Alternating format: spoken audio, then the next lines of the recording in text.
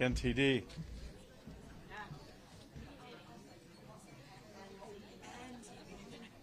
Anyway, Tammy, would you lead us in an invocation? Yes, I will, Mark Fortin. God's got this. You got that Yes, right. he does. I don't know if it's, is this not working for you guys? I'm not We're very not loud. loud. Mark's working on turning it up. You're loud enough. Yeah, I'm loud enough is right. Yes, They can switch our constitution, but they can't change the Bible. there you go. Well, good evening. Good evening. Patriots and Saints. You can still use the Bible.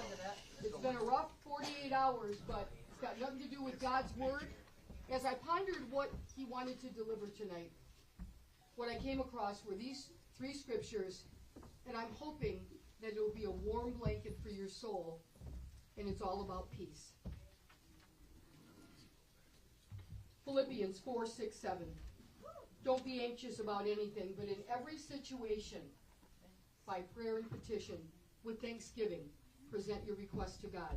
And the peace that passes all understanding will guard your hearts and your minds in Christ Jesus. Amen. Oh, we're not done. Forget that. We're saying amen. John 16:33. I've told you these things so that in me you will have peace in this world. You will have trouble, yeah, but take heart. I've overcome the world. Amen. And lastly, Matthew 5:9. Blessed are the peacemakers. That would be us. For they will be called the children of God. Lord, we commit this evening into your hands. Lord, you see the hearts and minds of all of us here. You see it all. There's no surprises. There's no emergency in heaven as to what everyone is going through. So, Lord, we invite you into this place. We give you all the honor and all the glory in your rightful place as our number one. In Jesus' name, and all God's people said. Amen. Thank you, Tammy. Thank you, Tammy. Pledge the flag. Cliff Ross, would you lead us in a pledge? Here he comes. Here, Oh, Mark. there he is. Okay.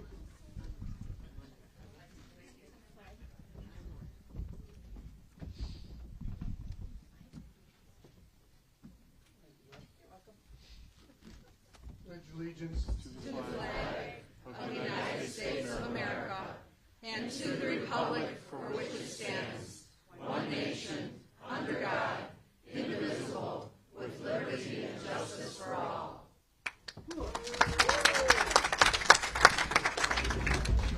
Thank you, Cliff. You should tell them, Mark, you should tell them, they don't know what NTD is now, so they're affiliate of. So before we go further tonight, we have NTD here, and they're affiliate of Epic Times, I believe. They were here. They were.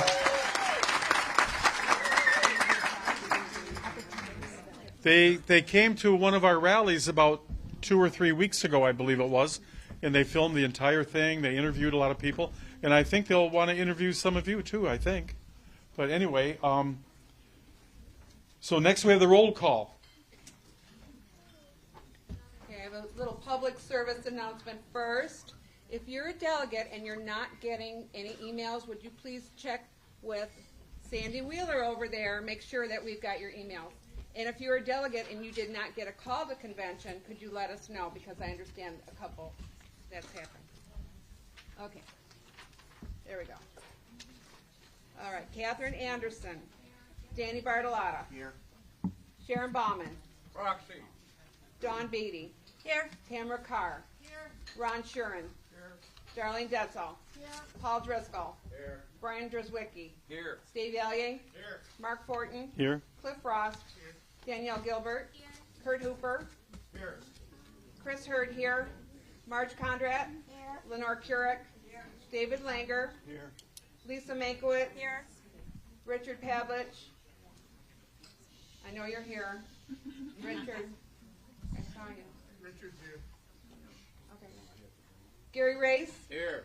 Donna Shurish. Tammy Schwartz. Sandy Wheeler. Here. Roy Wilson. Okay, and then we have Grant Anderson. And Barb Zinner. And Mr. Chairman, we have a quorum. Thank you. Thank you. So now the approval of the minutes.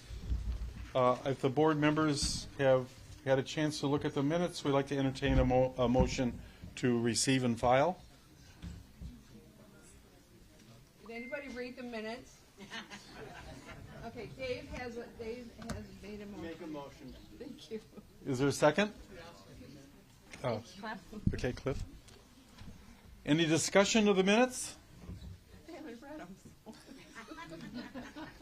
This is kind of an automatic part of every meeting. Anyway, all in favor of receiving the minutes, say aye. Aye. Oppose? Okay. Now, just before we go any further, just very briefly, how many here are new that haven't been here before? Thank you. Thank you for being here. Now,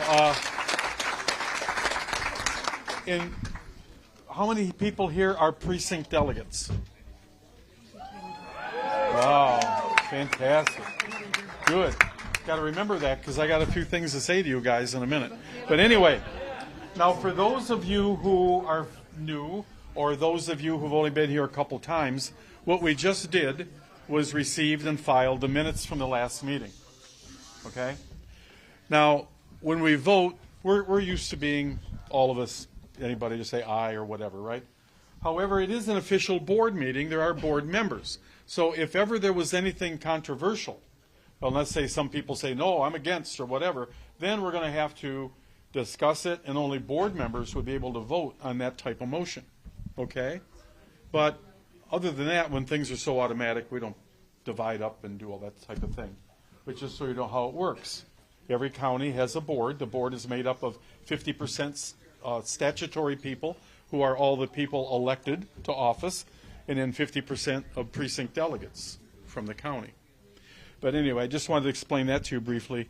So anyway, the reports, I'm on here first. Yeah, I am. Okay. Here we go. I got a fair amount. I'd like to keep my report short. However, as you know, a lot's been going on, right? So I'd like to speak about this election yesterday. What happened to the big red wave? We all heard about the big red wave, didn't we? Did you notice at your precinct more people voting than normal? Yes. Now, just looking at things psychologically, those of you who are fantastic psychologists like myself, when a state or a community comes out in large numbers to vote, do you think those people, since most voters are a little on the lazy side, do you think those are people who just love the way things are, or do you think they're people that want to come out and change things because they're not too happy?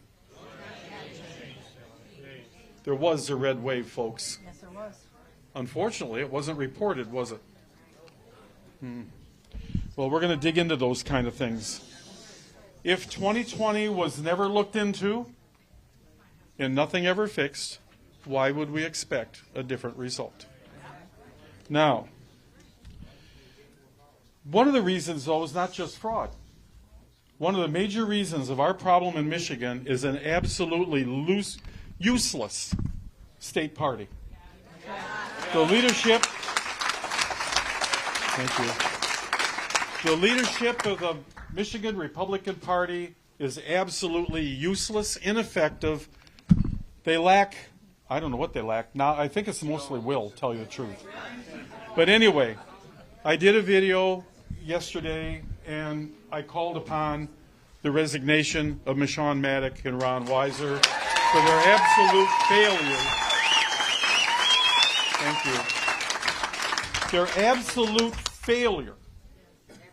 After the primary, there's many rich families in Michigan. There's a group of 50 of them headed up by the DeVos family on the west side of the state. And they spent lots of money, millions of dollars in the primary. And then after the primary, I guess they all went to Barbados. I don't know. Our state party chairman is a billionaire with a B. That's what we're told.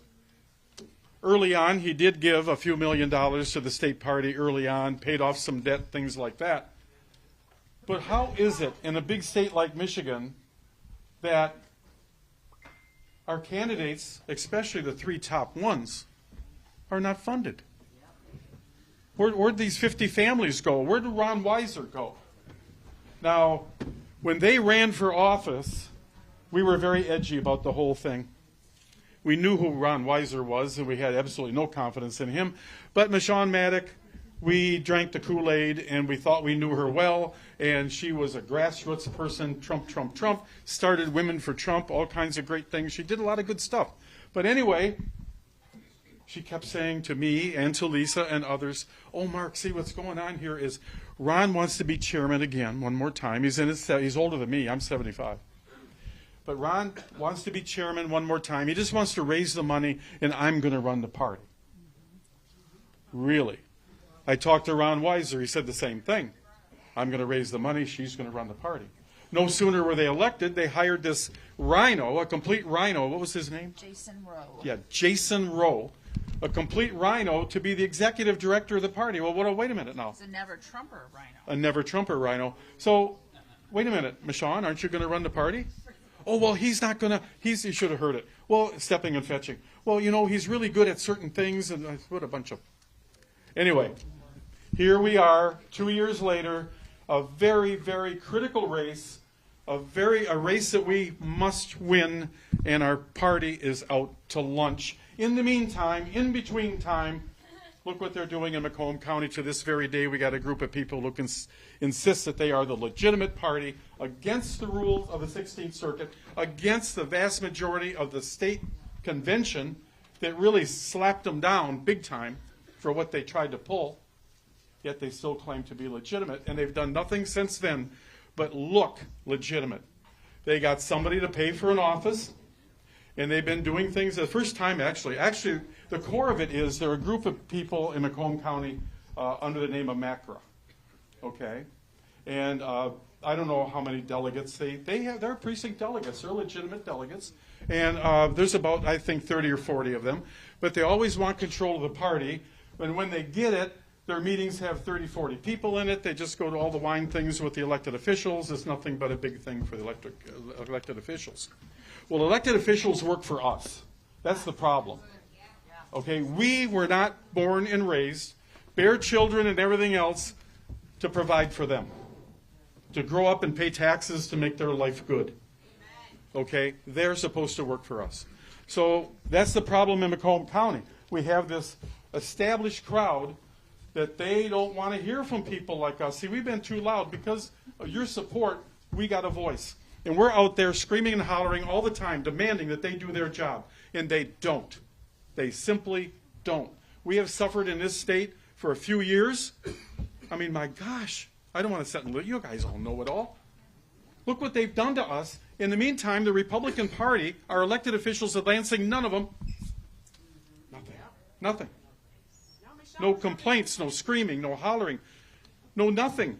They sit there and say, oh, well, she'll veto it if we do something. Who cares? Let her veto it. Who cares? Pass good legislation. Make her veto stuff for 2 years. Good stuff. But no, we've got to leave her alone because, see, if we go after her all over the country, they'll give her tons of money and we won't be able to beat her. Well, I'm sorry. They're spineless, they're weak, and they're unprincipled. They don't care about our children like we do. Can I add to something? Absolutely. So this was just brought to my attention 8 minutes ago. Tudor Dixon posted, this is a perfect example of what is wrong with the Michigan Republican Party. It's an issue of leadership. Ron Weiser, Michonne Maddock, and Paul Cordes all refuse to take ownership for their own failures. It's easy to come out and point fingers now, but the truth is they fought against me every step of the way and put the entire ticket at risk. We need fresh leadership in the Michigan Republican Party, or Republicans will never have a voice in Michigan again. Our state party failed on let Michigan kids learn and secure Michigan vote. Because of their failure, we now hope Prop 2. We have to do better than this current incompetent leadership. Thank you, Tudor. Mm-hmm. Amen. I told you guys, how many were at the state convention where they overwhelmingly supported us? Okay, I told you guys about my conversation with Tudor then, didn't I? Okay, how I asked her, I told her, I said, you saw what happened here today? For 25 days after you've won your primary, that this is all they care about, is shutting up Macomb County? And I said, what did they do for you the last 25 days? And she's looking at me, this close, okay? I could have leaned forward and kissed her, we're so close. So we're this close, she's looking in my eyes, and she just goes, that was August 27th. You could see in her eyes that she knew she was set up. But I'll tell you what, you talk about a trooper, she did a good job. She went out there, and I was very impressed. But ladies and gentlemen, we are going to change the state party in the state of Michigan. We're going to make it a Republican party in the state of Michigan. We're going to create a two-party system.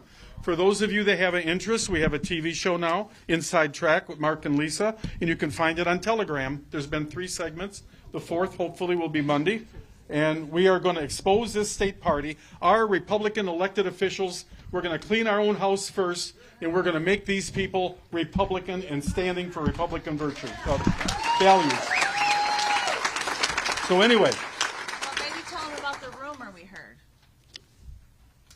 So we're hearing a rumor that Eric Castiglia thinks he's going to run for state party chair. I guess he missed all the booze they gave him. Yep. It's amazing. We've heard a few names, but no teams. There's a chair and a co-chair. We've heard of no names that are teams working together, and that's what we need. But anyway, and also this election, we've received a lot of flack because for over a year, we have been saying how bad the election is and so on and so forth, right? And we've told people that we did not believe. Over a year ago, right, we started telling people that these people in Lansing have no intention of going after Whitmer. Well, we got the proof now. We saw the election. They're underfunded. They had no money, this and that. It's just incredible in this state that it could get that bad. Now, we'll lose track. I got a couple of notes here, and I'm losing track. Now, what did the establishment say about this? I've talked to a lot of people, a lot of you guys, a lot of people on the phone, and people are just decimated over this election. We all feel terrible. This Proposition 3 is so ungodly. It's unbelievable. And this type of thing, and the loss, naturally, of the governor's race and Secretary of State, people are talking about all that. But what is this illegitimate group that claim to be the Macomb County Republican Party? What do they have to say? Well, Mr. Castiglia was on Facebook. This is what he said. We will keep up the right fight. Keep our heads high and move forward. I want to thank everyone who gave so much to this election cycle. The denialists and the singular focus purists do not resonate with the American voter. We need to get back to policy and working with others. For 40 years, that is establishment Republican garbage. They go to Lansing and they cozy up to the Democrats. They work together to advance what they want with no concern of what the people want. Let me translate. You Trump people, go away. That's what he's saying. He does not believe that the election was stolen. So that's his way of saying, move on. That's because he's a Democrat. Yes, Yep. he is. And a globalist. That's right. It's the same old stuff. So now, having said all that, the same problems yesterday that we had 4 years ago, we're all slandered and told that we're a bunch of denial people. I saw the Macomb Daily today. They always use the terms like the election deniers is proven. I forget the terminology, but you know what I mean. They always talk about debunk. That's it. The debunked accusation. They never looked into the accusations. But anyway, almost done, I promise. But anyway, I have to know from you guys some things. Next week we got a convention here. And let me tell you some of the things that have happened the last couple of weeks. All of a sudden we got a call from Michonne Maddock. And she never calls, by the way, because we're not recognized. But anyway, she called and she said, Mark, I just want to ask you about your convention. Yeah, what? Well, I was wondering if you would have a joint convention with Eric. And I have to admit, I was befuddled, and I'm sitting there, it's kind of, you know. And she says, or how about if you have a convention and we can run it for you, the state party can run it for you, to make sure it's fair. Yeah, that's Michonne Maddock, you know. So anyway, this is what I was honest to God, I was nice, I promise. But anyway, I said, well, Michonne, I'm going to tell you something. Our convention's going to be run like it always is. Okay? According to law, the convention has to be within 20 days of the election. And I said, so it will be. We're sending out a call to convention to all the delegates. Don't matter who we like and don't like. They're all legally elected. We're sending them out to everybody. And then we're going to have our convention. And I'm going to start it as the temporary chair because I am the current county chair. Right, Michonne? Right, Michonne? The court said so, Michonne. You were up on that elevated thing and saw 2,000 delegates say so. So I'm the chairman, and I'm going to start that convention, and we're going to elect a permanent chair, and then we're going to elect a new board, and then we're going to adjourn. It's really quite simple. Well, I was just trying to help. So, and if I can help in any way, call me. I forgot that part. But anyway, so a few days go by, and I get a call from another guy that never calls me since April 11th, and that's Stu Foster. He's one of the guys that does a whole lot of stuff at State Party. And he's the one that sends you out the information about upcoming conventions and the dates and blah, blah, blah. He hasn't called me since April 11th. I've tried to call him a couple times, and he called me. Well, hey, Stu, how you doing? Oh, fine. Just wondering, do you think that you would consider having a joint convention with Eric? And I told him, I said, listen, you really got to get this straight. I don't know who had you call me if you did it on your own, but you make sure they understand that the next person that brings that up, I'm hanging up on them. I will not. These people still are violating the law. They are still doing it. Why should I talk to them? I told them, I said, I will not talk to these people. I will not, on the phone, in person, I will not respond. And I haven't. I haven't answered phone calls. They complain about it. You've seen it on Facebook. Yeah, I don't talk to them. Or their minions, like, it's a name I'd like to mention, but I won't. But anyway,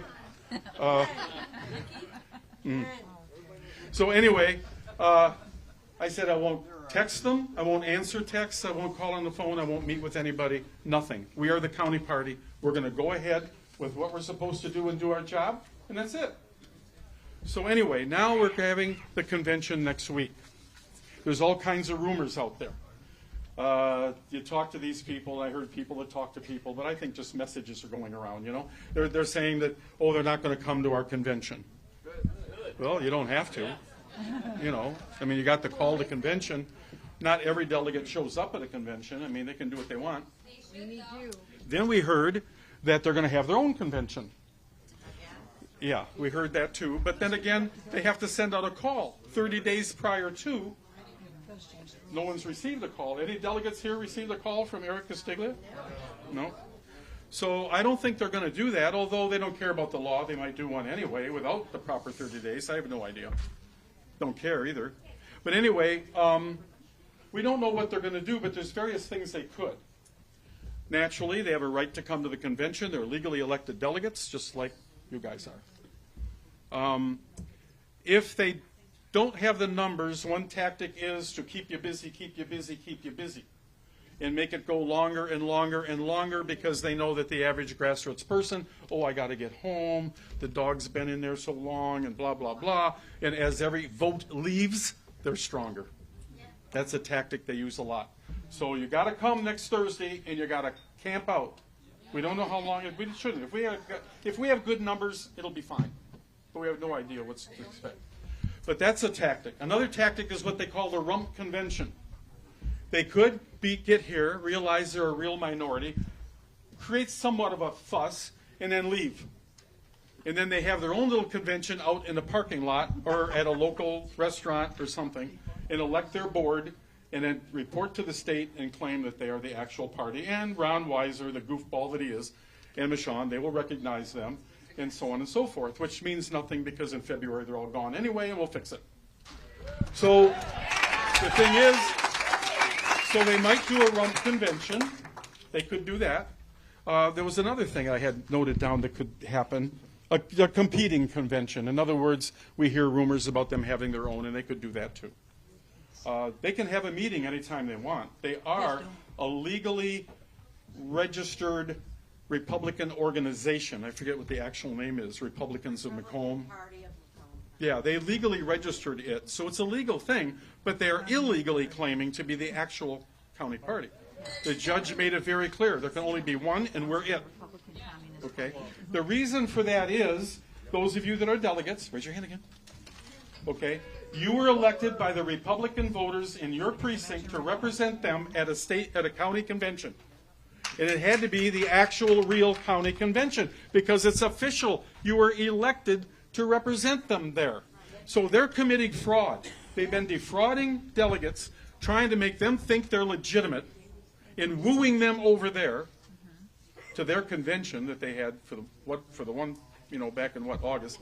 And then and now, as the months go by, they're buttering everybody up. See, we're the real one. We're doing this. We're doing that. It is cool because Macro's never done nothing, and for once they were doing some door-to-door. So that was good. But anyway, so I'm sorry, I need water. I'm sorry, I'm talking too much. But the thing is, so they would have their own, and if they had their own, again, Weiser will say they're legitimate, but the law says they're not. We win in the end because we're going to get rid of them in February anyway. Remember, Mark, we were supposed to go to the Democratic convention. That's what my Oh, Forlini told us that. Forlini told us to go to the Democrat convention. gives us more. Yeah, so anyway, this convention is extremely important. We need you there, okay? If it's all about the kids, like we've been saying all along, we got to be there, and we got to vote. Now, what we're going to do at this convention, we'll just very quickly go through it, just like here, invocation pledge, right?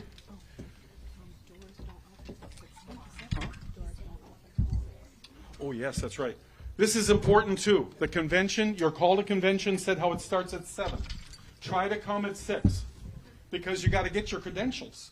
We want to go call the convention to order at 7, so you got to be credentialed. So come early. But the doors don't open till 6. Yeah, they don't open till 6, okay? So try to come early to get credentialed. But then, so we're going to start the convention. As I said, I will start it. We're going to go through some things, temporary officers, things like that. There'll be an agenda. When you get your credentials, you'll get an agenda. And at some point, we're going to elect a permanent chair of the convention. Yeah, well. So anyway, you'll get a copy of the agenda and a copy of the rules. Both the rules and the agenda has to be voted on. So at some point there, we're going to do all that. We'll have a motion and a second for the agenda and a motion and a second for the rules. That's where controversies may pop up because there's going to be those that don't like the rules. Okay? They'll find things to perpetuate things, to argue, to try to break us up. So anyway, we get the rules passed if we have the numbers. And all these things will show us how strong we are, by the way.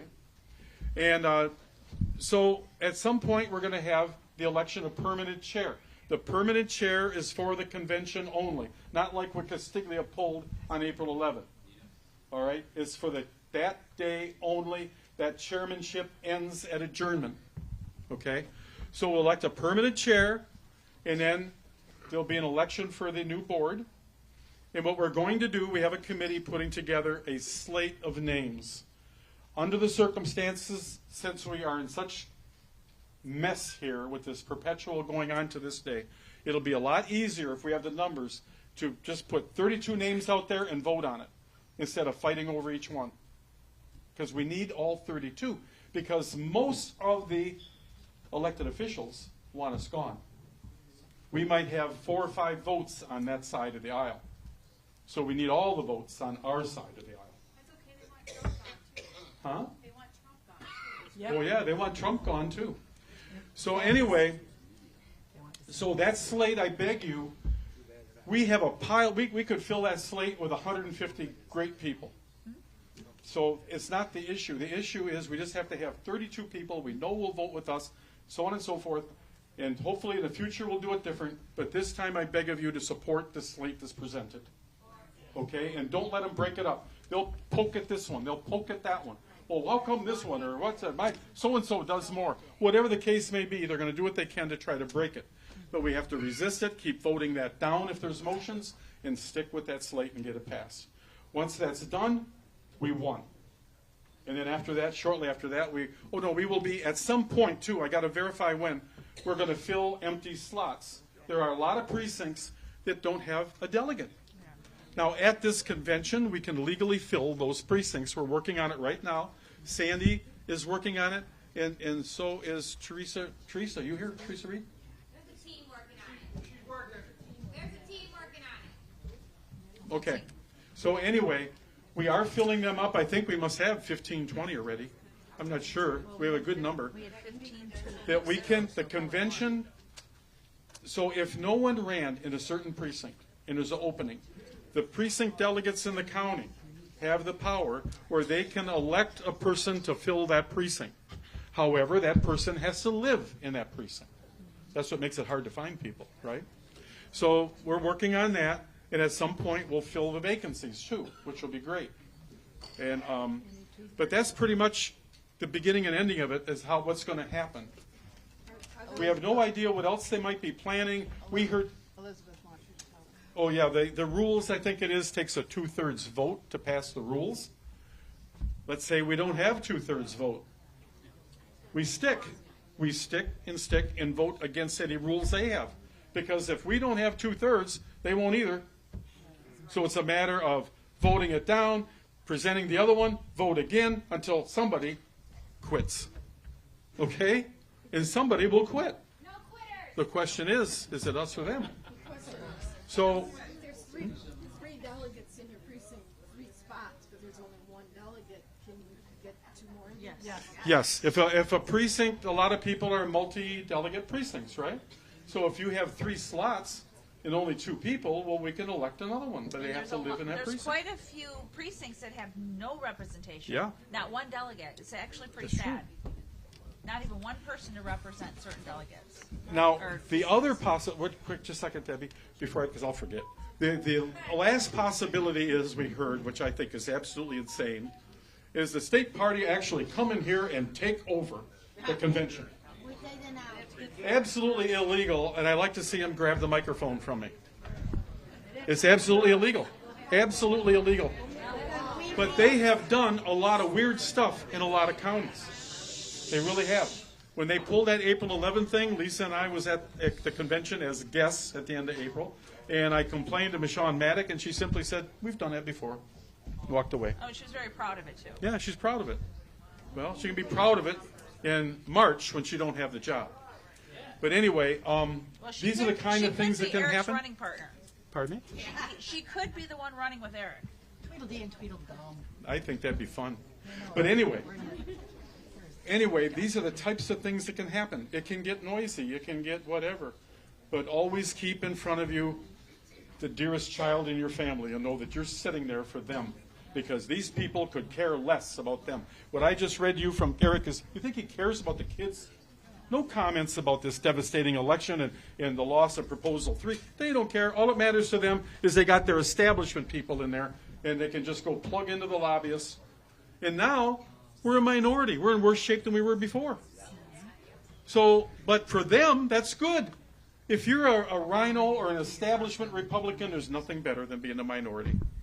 You can sit there and your constituents call you and say, well, you got to elect more Republicans because we're the minority and the speaker runs everything and da-da-da, bunch of goofs. Okay? I got that from Paul Mitchell one day when we lost the second midterms and we lost the House, and people said, when are you going to do this? And he says, well, we got to wait 2 years because we're the minority now. Oh, so you're going to sit there and collect checks for 2 years and not even say anything.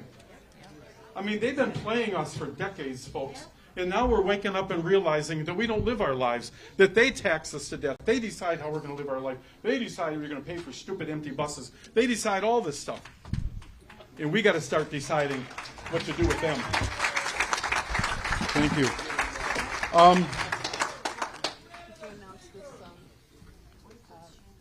Oh yeah, I'll announce that. We don't have anyone to announce it? Okay, just a minute. So anyway, I think that's about all I had to say about next week's convention. And when we're done, if there's time, we'll do the question thing too. I thought I had one other thing though. Oh, one thing I wanted to say too. Announce the vacant seats can be filled in the 17th. Yeah. Yeah, we did. They Okay. wanted it announced. Hmm? They wanted it announced. But on the 17th, we can fill vacancies. Yep, that's right. So the people that we find, we need them to be here, and we can vote them in. Yeah, we all can take part in that, though, to be honest, if she's talking to the people that we know. I'm sorry, Debbie, what you... We have to fill the contract, like, I can do the contract. Do they need to sign something? My number can be available to send anyone, to be honest. As long as there's an open spot. Yeah. Mark. As long as there's an open spot. Okay, so now, one other thing too about this election, we have Tudor, she conceded, DePerno. and, you know, she conceded, and DePerno conceded, and that was really disgusting to me. Mr. DePerno got there going after voter fraud. That's how he got, that's how he won at the convention and became the nominee. He was the champion going after the voter fraud that we all know existed in 2020. Okay, we all agree that there was voter fraud in 2020? Yes. I mean, your elected officials say no. Why is it? All of them, Republicans, Democrats in Michigan, all say no. They're united because they're globalists. They're all under Ron Weiser, who is a globalist. He's part of the Atlantic Council, all this stuff. Globalism don't go with republicanism. No, it don't. It's got to be the glue that holds these bricks together because they are united in making sure these elections are never looked at. Why is that? So, one quick. So anyway, about DePerno. So he got there being a champion going after corrupt elections. And what does he do right after he loses a corrupt election? I'd like to ask him, what about this corruption? You just lost your tush. How do you think you lost it? I don't understand that. But Christina Caramo, a citizen like you and me, okay? Christina Caramo is like you and me. Christina Caramo was at the TCF Center all day long in 2020, just like Lisa was. And here she's an educator. She never planned on running for public office. She saw what happened, and she said, my goodness, somebody's got to do something about this. Okay? Like Michelle. Right there. Somebody's got to do something about these schools. And that's what's going to change our state, is you and me. You people got to decide. There's people here that could run for something. Believe me, don't think you can't do it. Because we talked to a lot of these people the last 2 years, and believe me, there's nobody out there that can't do it. Honest. So, Christina is a hero. She has not conceded. She will not concede. And from what I understand, she's going to fight this thing because she knows what it's about. And Christina knew from day one that they didn't want her. She knew they wouldn't support her. But she went out there like a champion every dang day all across this state and fought and fought and fought. You guys heard her. She's the real deal. And she's a real champion. So now we got to decide. We got to decide. Are we Christina or are we DePerno? Are we going to concede? Or are we going to stand up with her and fight for our future and our kids? So I got a couple quick announcements, but I also need a little bit of advice. What if, I don't think it's going to happen, but what if things don't turn out well next week? We have an office. The office is not county party office property. The lease says on the office, the Macomb GOP Community Center. It's been that way for a year and a half. Okay? Do we keep that office? Because the lease is coming up. No matter what happens next Thursday, do we keep raising funds and keep that office as a grassroots organization to keep pushing these legislators? Because soon the landlord's going to be talking to me and saying, hey, what do you want to do? Hey, Mark, I suggest that almost immediately we turn around and collect dues. We haven't collected dues and kept up with the dues at all. But I think we all ought to be chipping in at least our dues to start, and anything more that anybody else can do. And it needs to happen. Well, that's a good idea. We can do something right now, though, because we have, many of you have seen that we said keep December 8th free. Have you noticed that in our newsletters? We have a great fundraiser that should be fun. We have not had a Lincoln Day dinner because of all the COVID crap and everything. We've never raised much money because ever since April, we were locked down financially until August 5th. So the thing is, he's right. We do have to start raising money if we're going to keep that office, which everybody that I talk to says we must do. We have to have a place to meet. We have to have a place to move forward and so on. And whether we win or not. But the thing is this. We have this great event. It's a Christmas event. It should be a lot of fun. It's up the street at the Palazzo. And somebody has made it possible for us to use it. And it's going to be music and dancing. Bob Dutko is going to be there. Yeah. Yep, he's going to be there. And Garrett he is very much into it. He had an opportunity to go to something big, and he turned it down to come to us. So that's really great. We're going to have another speaker, too. And Garrett but we're Ziegler. not sure. Huh? Garrett Right. Go ahead. Garrett Ziegler. You guys know who he is? He's the Marco Polo guy that did the report on the laptop from hell. And he's going to come in. He's going to come in and tell us all about it. Yep. So he's going to be there, and it's going to be a lot of fun. It's going to be beautifully decorated and so on and so forth. Here, and we hold want on, to hold on. go ahead. Family style dinner. There'll be a VIP level if you want to be there earlier and have the drinks and all that kind of stuff. Otherwise, a cash bar, but a beautiful Italian family style dinner at a gorgeous hall. I don't know how many you've maybe not been to Palazzo, but their Christmas decorations are amazing. It's going to be beautiful. We have the whole building. The whole building. December 8th. We need 250. We need 250. Yeah. Yep. So, absolutely. So the tickets, we can start selling tickets today, and the tickets are $80 a ticket and $100 for a VIP for the week, for this next week. We got to get them sold. We got 4 weeks, and it's going to be a wonderful event. It'll be a real fun thing, something to dress up for, whatever, and it's going to be really great. And if we can start selling tickets today, that'd be a great thing. It really, really would. Because we have to, we're committed to sell 250, I believe. However, this is an opportunity to really jumpstart us into the new year. Our problems will be behind us with these local screwballs claiming to be something they're not. And we are going to build this party the next 2 years. We're going to really have funds for school board 2 years from now in our candidates and everything else. But we need your help. We're going to win this thing. We got to ask ourselves again, are we Karamos or DeBurnos? That's the thing, and I'm not prepared, even though I'm a guy, we're not prepared to concede, not at all, because our kids' future. Okay, so now, on the 13th, on Sunday, this is free here. On the 13th is a delegates training with J.D. Glasser. Yeah. Okay, and I think we got one coming. So anyway, now I went to, Sandy and I went to Ann Arbor to see his presentation for delegates. He's going to tell us how important a delegate is, so on and so forth. Be a lot of great information. It's really great. It's free. It's here. I'm sure we'll pass the hat because we got to pay for the hall like we do for our meetings. By the way, we're going to pass the pitcher. Thank you very much. Pass the pitcher and to help pay the expenses of the meeting. But anyway, we'll do that, but there's no ticket price, nothing like that. Please come. He does a great job. It'd be very educational. Most delegates don't realize how important their position is in American government. Debbie wants it. 16. Two questions. Did all delegates receive an invitation and notice about the thing on Monday? Yes. Mm-hmm. And my second question is going back to talking. No, they did not. What? Only ours. What? I'll talk to you. The call to convention you're talking about for Thursday? No. To the Monday, to the training. The No, delegates. Oh. I'll talk to you about it later.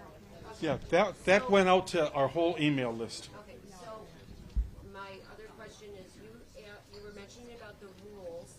and how somebody could bring it up at convention to put To a different change them. set of, right. Yeah, a So, different set. Or, how are you guys gonna train the delegates to make sure they know who to listen to, because things may be, some, other people are gonna be. yeah, Debbie's asking if we're going to have like a training meeting or something. The time is short. It's so short in so many meetings.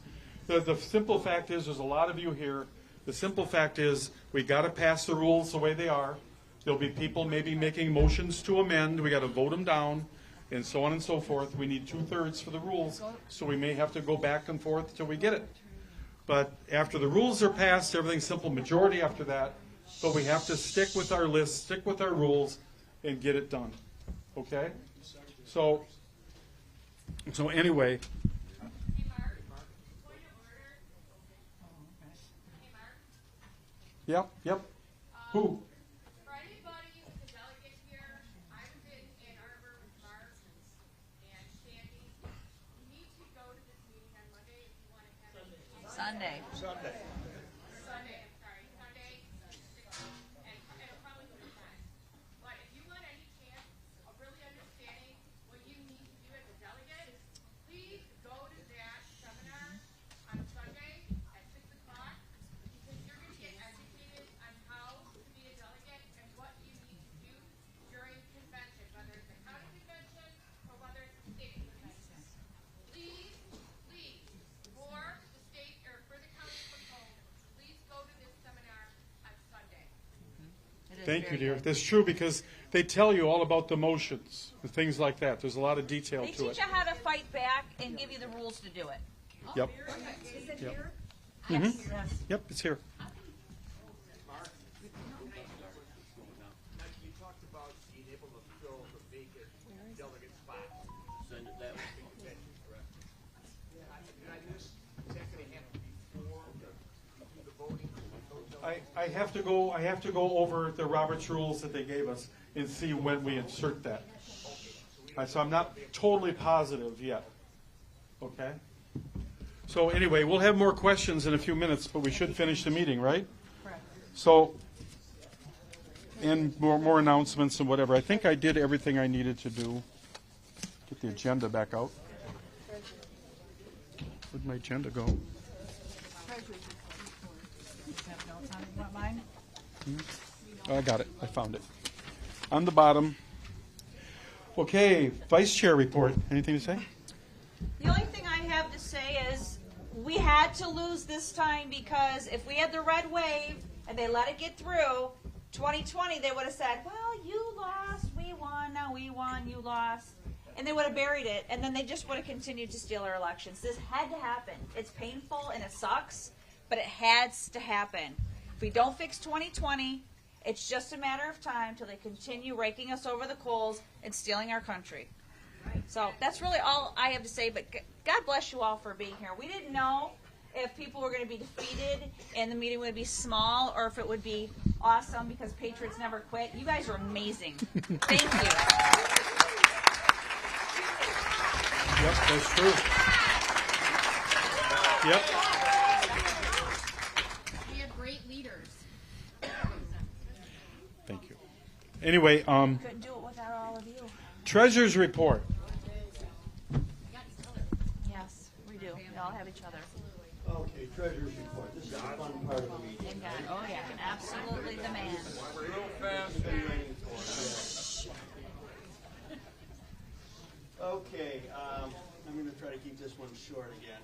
I did that last month, so I'm not going to read all the things. So basically, we've got two accounts, as they said, the administrative account and the campaign account. A campaign account we can use for helping candidates in their campaigns, and also the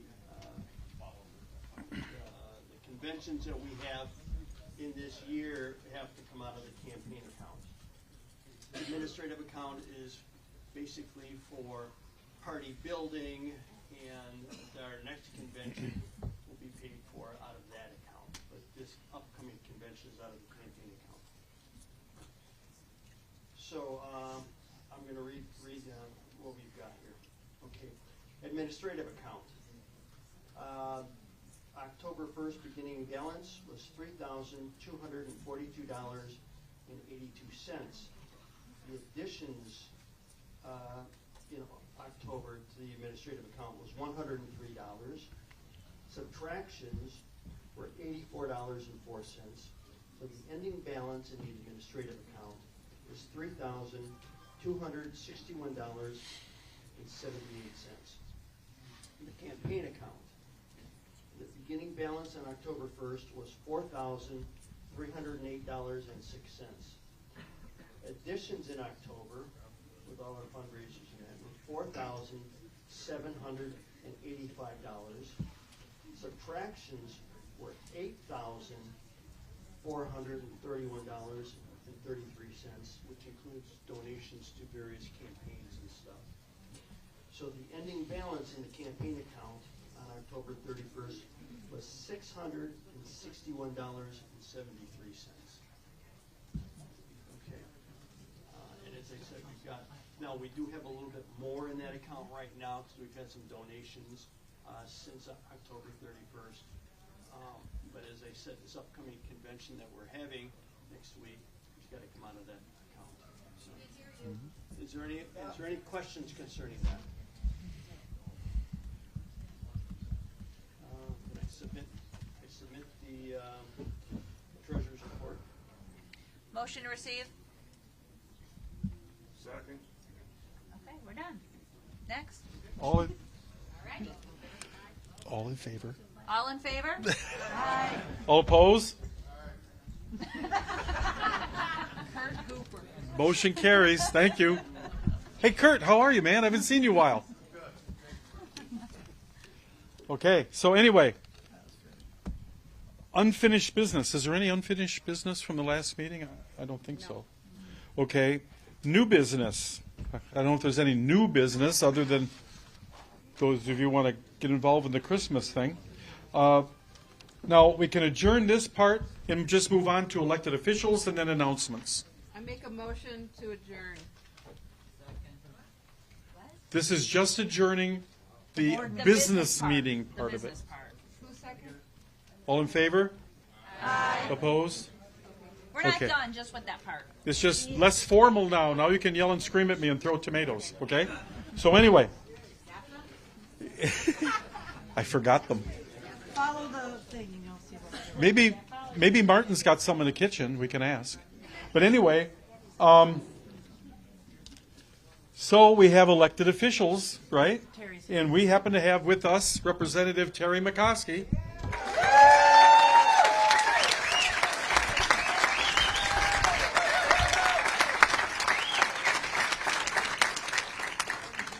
We only had 50 carries.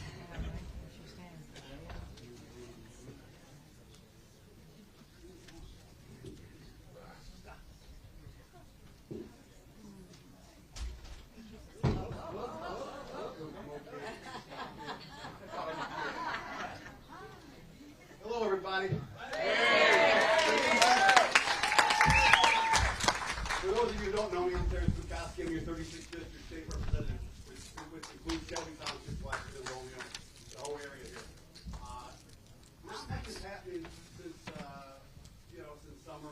We were in office today and just got back with Dawn and Danny and Lois, our staff, which are just knocking on our Ask her. up there helping us out.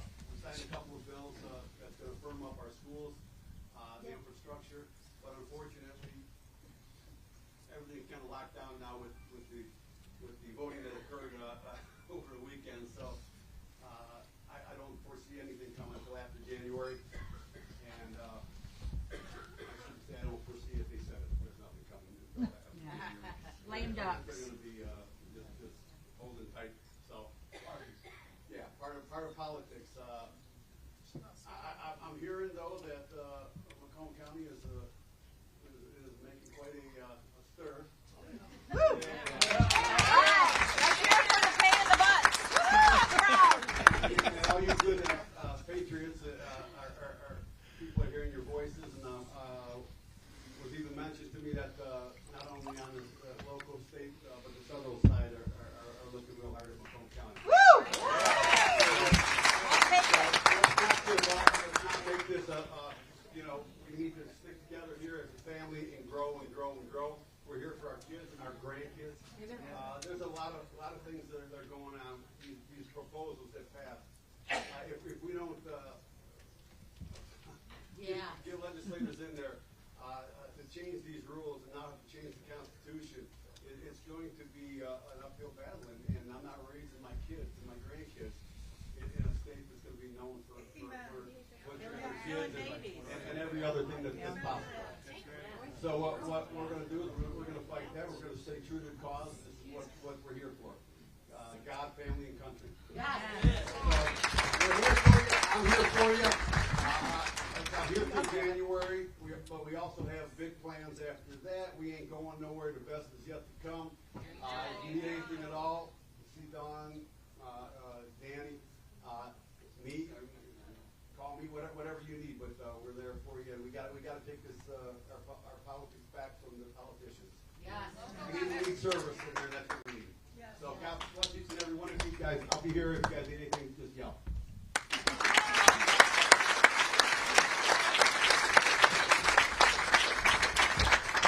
Thank you, Terry. She didn't fill out a sheet, but Barb Zinner's here. Did you want to say a few words, Barb? I think I saw. Oh, there you are. This is the last warning. Fill out a sheet next time. By the way, congratulations on your victory. I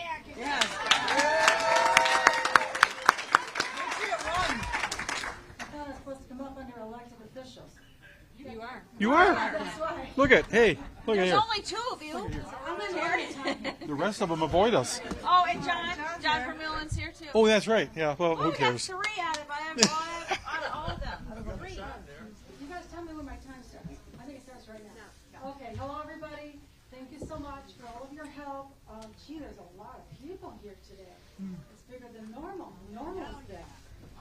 I'm County Commissioner Barb Zinner. I have Harrison Township and most of St. Clair Shores. I've been in there for almost 2 years now. Trump pulled me in. This time, I wasn't sure what was going to happen, and I ended up winning again.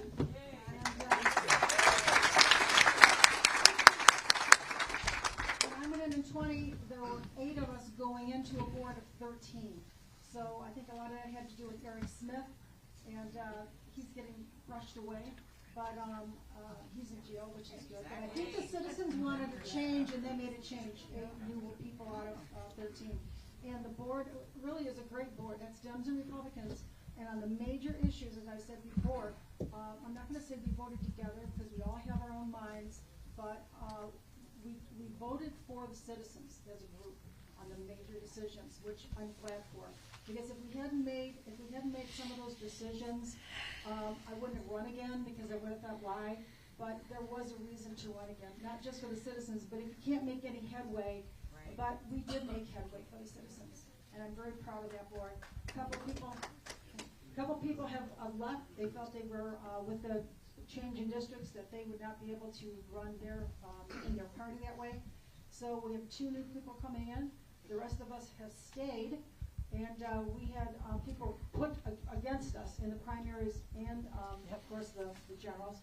But we made it through. I'm happy to now. I understand things more. I saw in the first 3 months, I figured some of that out right away. But after that, there's a lot to learn, and I've learned a lot. I know there's a lot more to learn. We're in the budget season. We've been in the budget season, and now we're getting down to the crunch part, where decisions have to be made. So we will see what happens with that. I encourage citizens to come to the board meetings. Many of you have been there, and if you want to speak, that's the place to speak at any board meeting of government. That is our right. And it makes a difference. The higher leadership, it does affect them. Not when you're crazy, but when you speak factually and clearly, it's great. And it's great to see everybody here. Thank you so much. Oh, thank you. I brought this up. Thank you, Ken, Ellen, Marlene, Tom, and everybody else who's been so helpful and so supportive. Thank you all so much. I couldn't have done it without you. Thank you, Barb. Diane Saber was our candidate in Roseville for State House.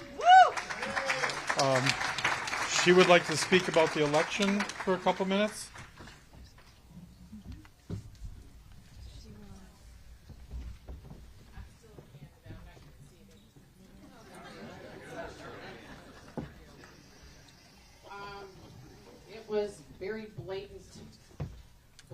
flip in Roseville, in District 12.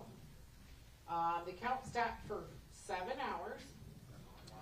As of 7:30 in the morning, Wednesday, she somehow had 17,000 votes. They flipped the entire election.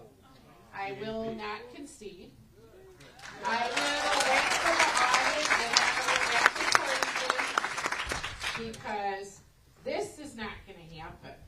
I have a whole district that's counting on me to be their voice, and that's what I'm going to be. That's why I signed up for this. It's not going to happen. We didn't fix 2020. We knew they were going to steal it, but they literally were blatant. They don't even try to hide it. So every single candidate should be demanding a recount. Do not concede. Audit. Get a forensic audit. My opposition never saw her out there, never saw a piece of lit, never saw a t-shirt, never saw a sign. And you're going to tell me she pulled 17,000 votes? No way. Not happening on my watch. I want to thank my team of ladies, Sandy, Jerry, Angel. These ladies worked their butts off. We got up 10,000 pieces of lit going door to door. I want to thank everybody that for the past couple weeks went and lit dropped in Roseville for me. I want to thank my entire rally family, Lady Liberty, Dr. Lupo for sponsoring the rally in Roseville. Thank you. Okay, now's the time to unite. Now's the time to mobilize. As Christians, we are to occupy. Occupy and mobilize. We have to. We need boots on the ground. For these recounts, we're going to have to canvass. People are going to need help. So please be there for the help. But yes, we're not done. I'm still in the running.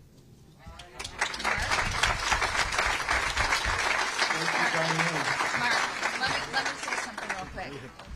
So Diane said it was blatant. I listened to Pete Santilli's show on Frank's speech this morning, and he said they were so blatant, they didn't even change the URLs they used to steal the election. They used the same ones from 2020. That's how blatant they were and how in our face, and they dare us to do something about it.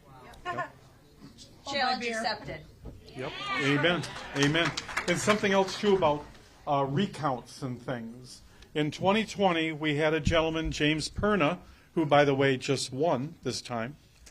And I wish we could say we helped him, but he did it all on his own. God bless him. So we gained another seat on county commission.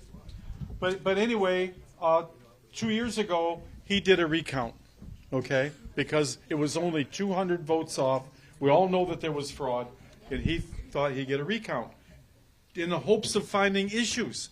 We learned that you pay money for a recount, but they don't even look for issues. They just look at the tapes, they add, they see if it balances, and that's it. They don't look to see if the votes are any good. They don't even look at all. I mean, our laws in this state are so screwed up, it's unbelievable. As you know, in Detroit, they got the box. If the numbers don't match, they seal it, and you can't look. No, there should be an audit of the box. Why don't it match? But that's the way this corrupt uniparty has developed our elections over time in this state, and we got to change them. But anyway, God bless Mr. Perna. He won this time. It's really great. See, who's next? John Vermeulen's here. Did you want to speak, John? Oh, yeah.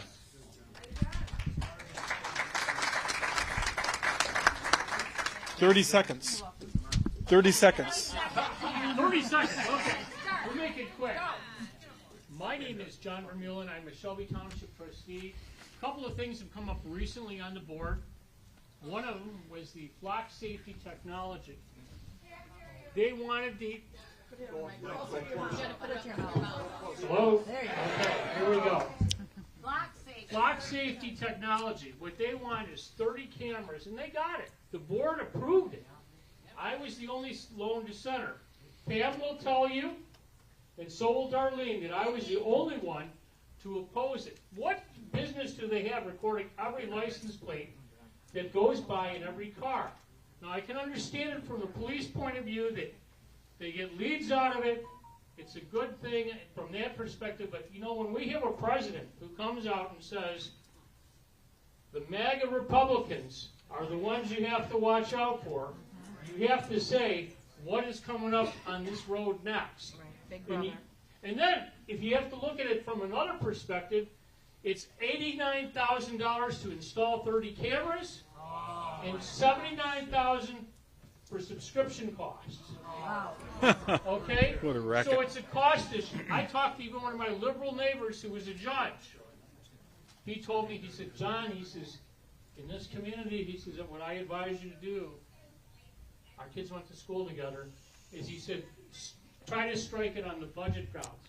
Me, I left it on the whole thing that, what are they doing this for? Why does everything need to be recorded?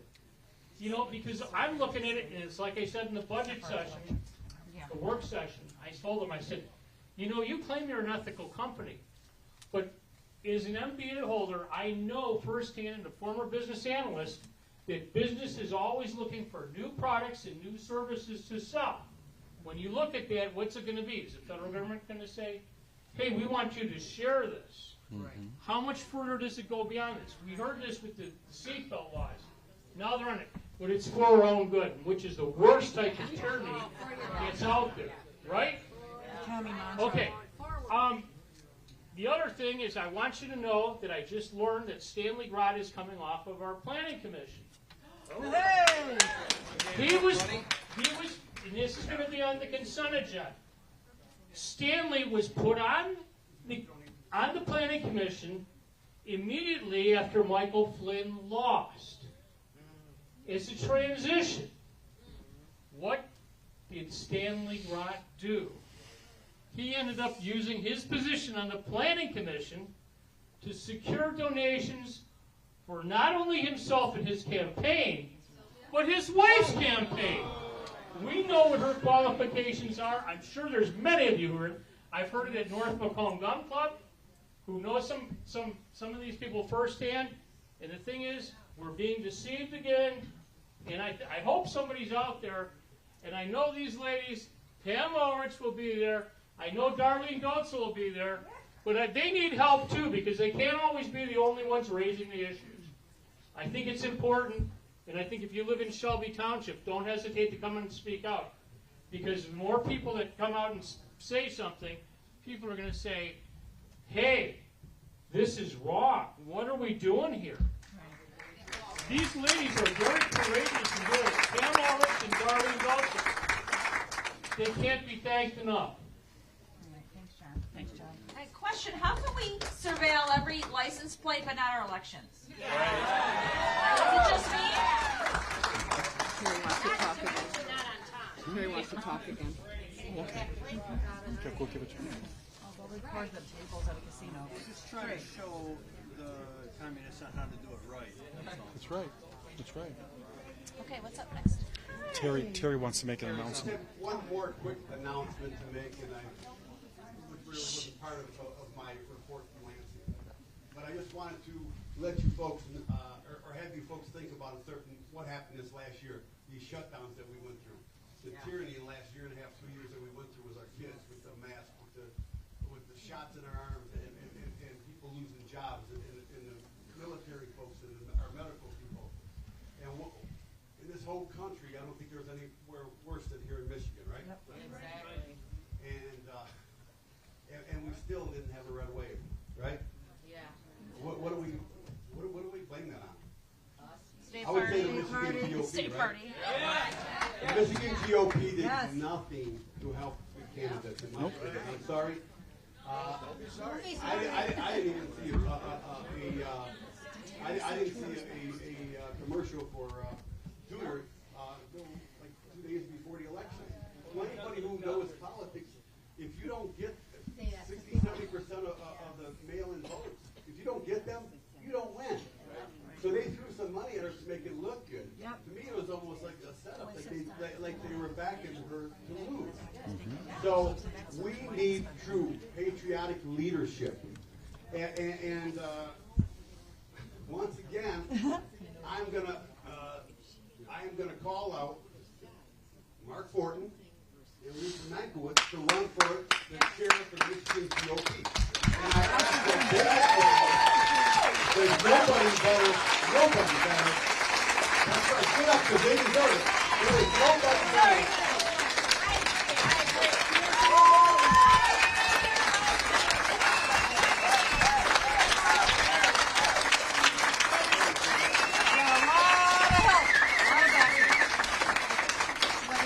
When you have folks like this who put it all on the line, who travel, it's in the paid position right now. They're traveling all around the state. Money's coming out of their pockets, staying wherever, and networking with folks all over the state. And I mean, like I say, my hat is off to you to the whole board. But you guys are kicking butt, and you're born for this time, both of you. You got to pick up your Christian shields, your swords. Right. We're behind you. We're your army. Go get them, generals.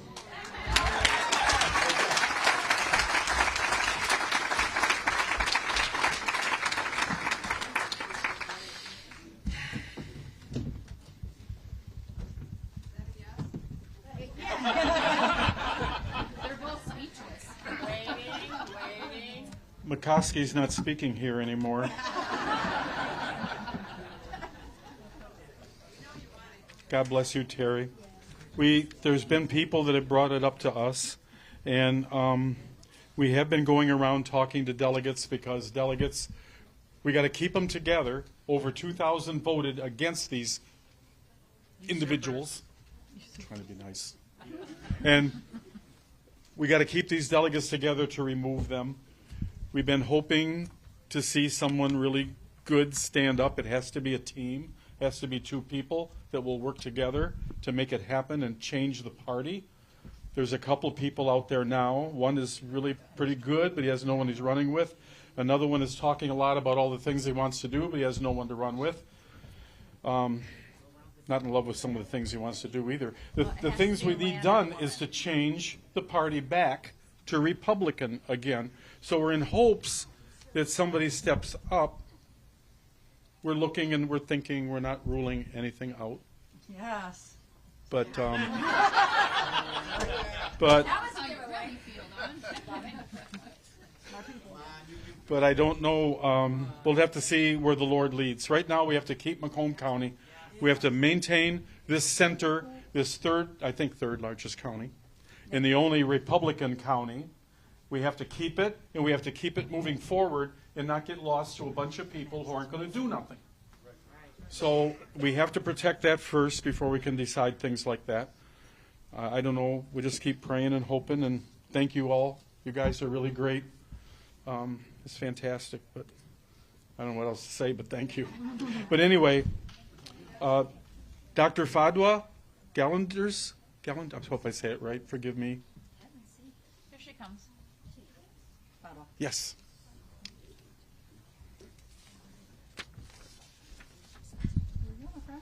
Hey, good evening. I'm Dr. Fadwa Gallanders, CEO of Apple Cross Wellness, but I'm also the co-leader, Faith Pillar Chair of FEC, Faith Academics and Faith Education and Commerce. We're a very big organization started out in Michigan. Lisa Kilgus, she's here. She's our Michigan Chair of FEC. And Evan Finley is my co-faith leader of FEC. So we would love you guys to meet with us, get to know FEC. It's a very unique organization. We believe that our nation will be saved by those three pillars: faith, education, and commerce, sound commerce. And so meet up with us afterwards. We'd love to get to know you, sign you up with us. We do Alicia puts a lot of events and talks together, and we have a lot of exciting things coming up in the upcoming new year. So thank you. Thank you. Thank you so much. Yes, it's a great organization, and it's another reason we should keep this office, because on occasion they use our office for a meeting. And so does Moms for Liberty on occasion. Different groups have used our office, and we don't charge nothing. It's a place where we can come together, people of like mind, learn more about each other, become friends. Because, ladies and gentlemen, we got to win, and that's all there is to it. And that's a great organization. We've talked to Alicia a lot, and who's that over there next to you? I know. Oh, Angela. How you doing, dear? So anyway. It's a great group, so stop and talk with them, okay? And we're doing pretty good today. You'll have time. It's 5 to 8. Wow. Not bad. All that, And he talked for like a half an hour. I know, all that talking I did, and we're okay. Okay, so who's next? Who's Joe Hayes? He wants to talk about that. I don't know. Who is Joe Hayes? He's cool. Joseph Hayes? Joe Hayes. He's on executive board tonight. He's cool. And then you got Ken's too. Oh, yeah. And then you got Ken's too. Oh, yes, we don't have any candidates. That's why we're flying through. Ken Nelson wanted to. Oh, yeah. He filled it out. It's Mhm. To parent, Oh. Mark and Mr. Mikowski, we need new leadership in our state Republican Party. And I'm requesting that tonight we bring forth the possibility of convincing somebody with a team to run against Ron Weisner for the state party chair election. Also to discuss, pass or fail, a Macomb County endorsement right here of that person. Now, I don't know how this is going to work because I'm not an executive member. I'm no longer a delegate. Stan's team got a hold of Joseph Argona, and his name alone knocked me and my wife out of the running. So, I'd also like to propose to write a letter to all the Michigan precinct district chairs and all the Macomb County, the Michigan Republican Party chairs to get together, like you were saying, unify as a team to pick somebody. And I don't know how this is going to go over, but I already got somebody I like. So it may get a big heavy sigh or a standing no, but if everybody knows, Donna Brandenburg right now is fighting tooth and nail. Fighting tooth and nail. And she's got lawyers. She also has a team now. I know I see some smirks out there, but Mark is the rock right here, right now, and we want him to win and stay here because I think he knows that he's not done here just yet. Because we got plans for you later. We hope. We really, really do. But anyways, I'd like to submit this. I don't know how this is going to work. There it is, and I thank you for your time. Thank you. Thank you so much. Okay, so now let's go over this just a little bit. Give my opinion, if I may. Sure, do that. First of all, for an official act of the county party, something has to be brought up by one of the executive board members. So you have to get an executive board member to bring up your motion, after which it be seconded and discussed. Now, if I may give my opinion, a lot of us have a lot of respect for Donna Brandenburg. She's become a friend of ours. We haven't seen her in some time now. But we have to remember something. That's one of the things they're using to come against us. They claim that we have endorsed Donna Brandenburg, a third-party candidate, okay, against the Republican Tudor Dixon. We are the Republican Party of Macomb County. We have to act like it. State party bylaws, that's one thing. That's why they're trying to pin us with this, even though we've never done it. We never endorsed a governor candidate. We have never endorsed a governor candidate. Lisa and I have endorsed a few individuals, our own personal endorsements, just like you guys can. But not for governor. But not for governor. The county party itself, the board, has voted, and they endorsed DePerno and Caramo. So the Macomb County Republican Party officially endorsed some time ago DePerno and Caramo, which is legitimate. Had a right to do it. In fact, it was only one dissenting vote, and that was it.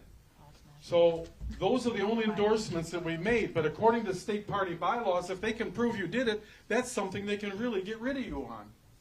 That's why they're trying to do it, because they do know that she did become a good friend. She still is a good friend. So I don't think we should do this, because it'll play into the hands of those who say that that's what we have done. Well, she left the party, so we can't really have Yeah, a meeting. so, and she understands that, believe me, she knows. Let's get somebody on the ticket who lost. Huh? Teach them no to run on that side, Chandler. Well, what, you can do that, but you, right. You can do that, but you gotta get a board member to introduce it. Right, and she's not. Okay? So, yeah. Okay, which should not be difficult, but you gotta get a board member to introduce it. But my advice would be that we don't do anything right now with Donna.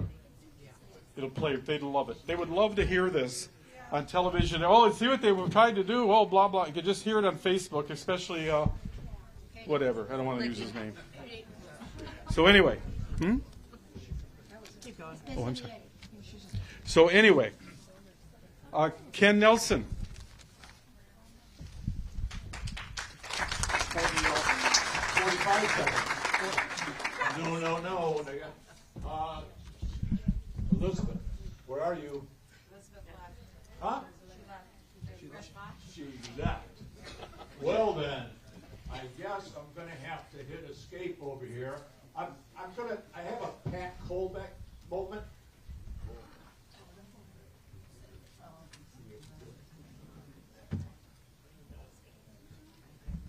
Martin, are you here? Martin? Oh, there it is. If you could please hit the unofficial detailed election results, please. I'm going to bring up and hit results. Okay, and let's look at first. Let's look at the governor, lieutenant governor. I went home like everybody else. I worked precinct 28 in Sterling Heights. I felt very good. I saw all these people. Our parking lot was always closed.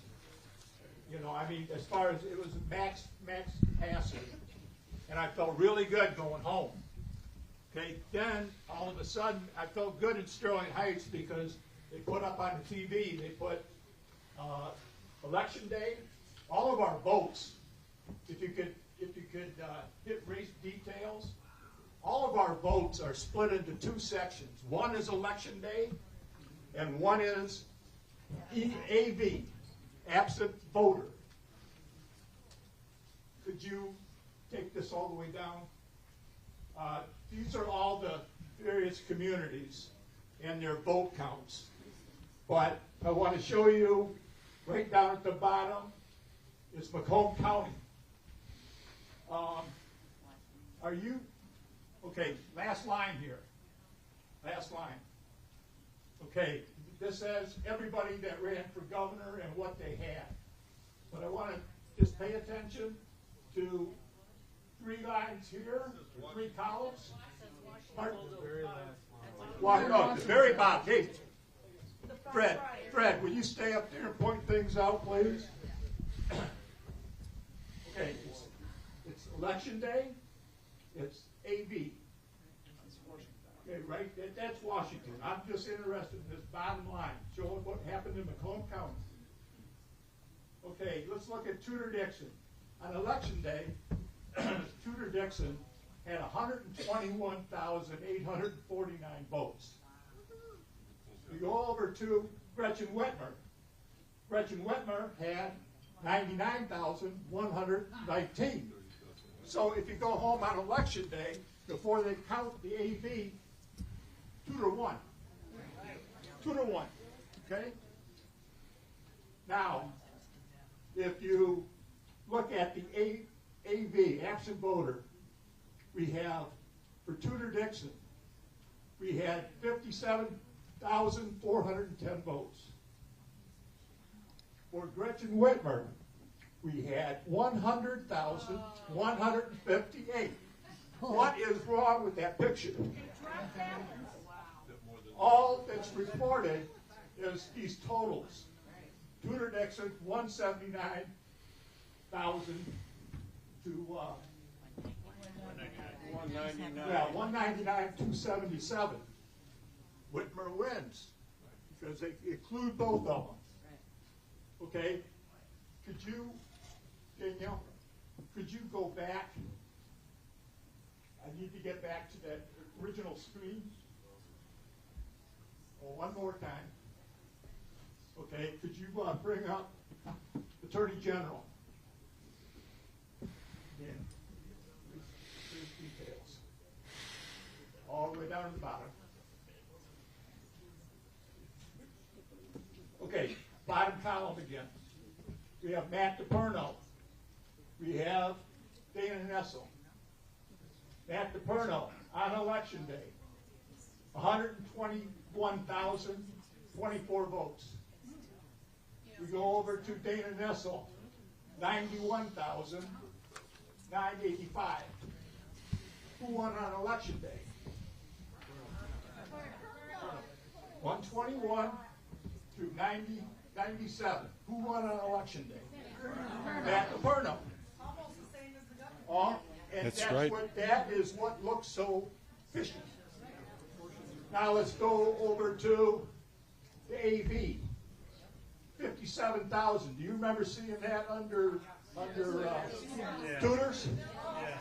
On AV, 57,000. She got 97,732 for Dana Nessel. Look at the totals. What was reported is 178 votes for Matt DePerno and 189,000 for Dana Nessel. Who won? No, Dana Nessel did not win. Okay. Can we go back to the Danielle? Okay. Good question. Because they didn't look close enough. And let me tell you, the reporting for Macomb County, as much as I don't like to admit it, is very good. They split out to the public, they split out the AB and election day. The other counties, I went down through all of them. Terrible reporting. All you get is the total number. If we could go all the way down to the top three.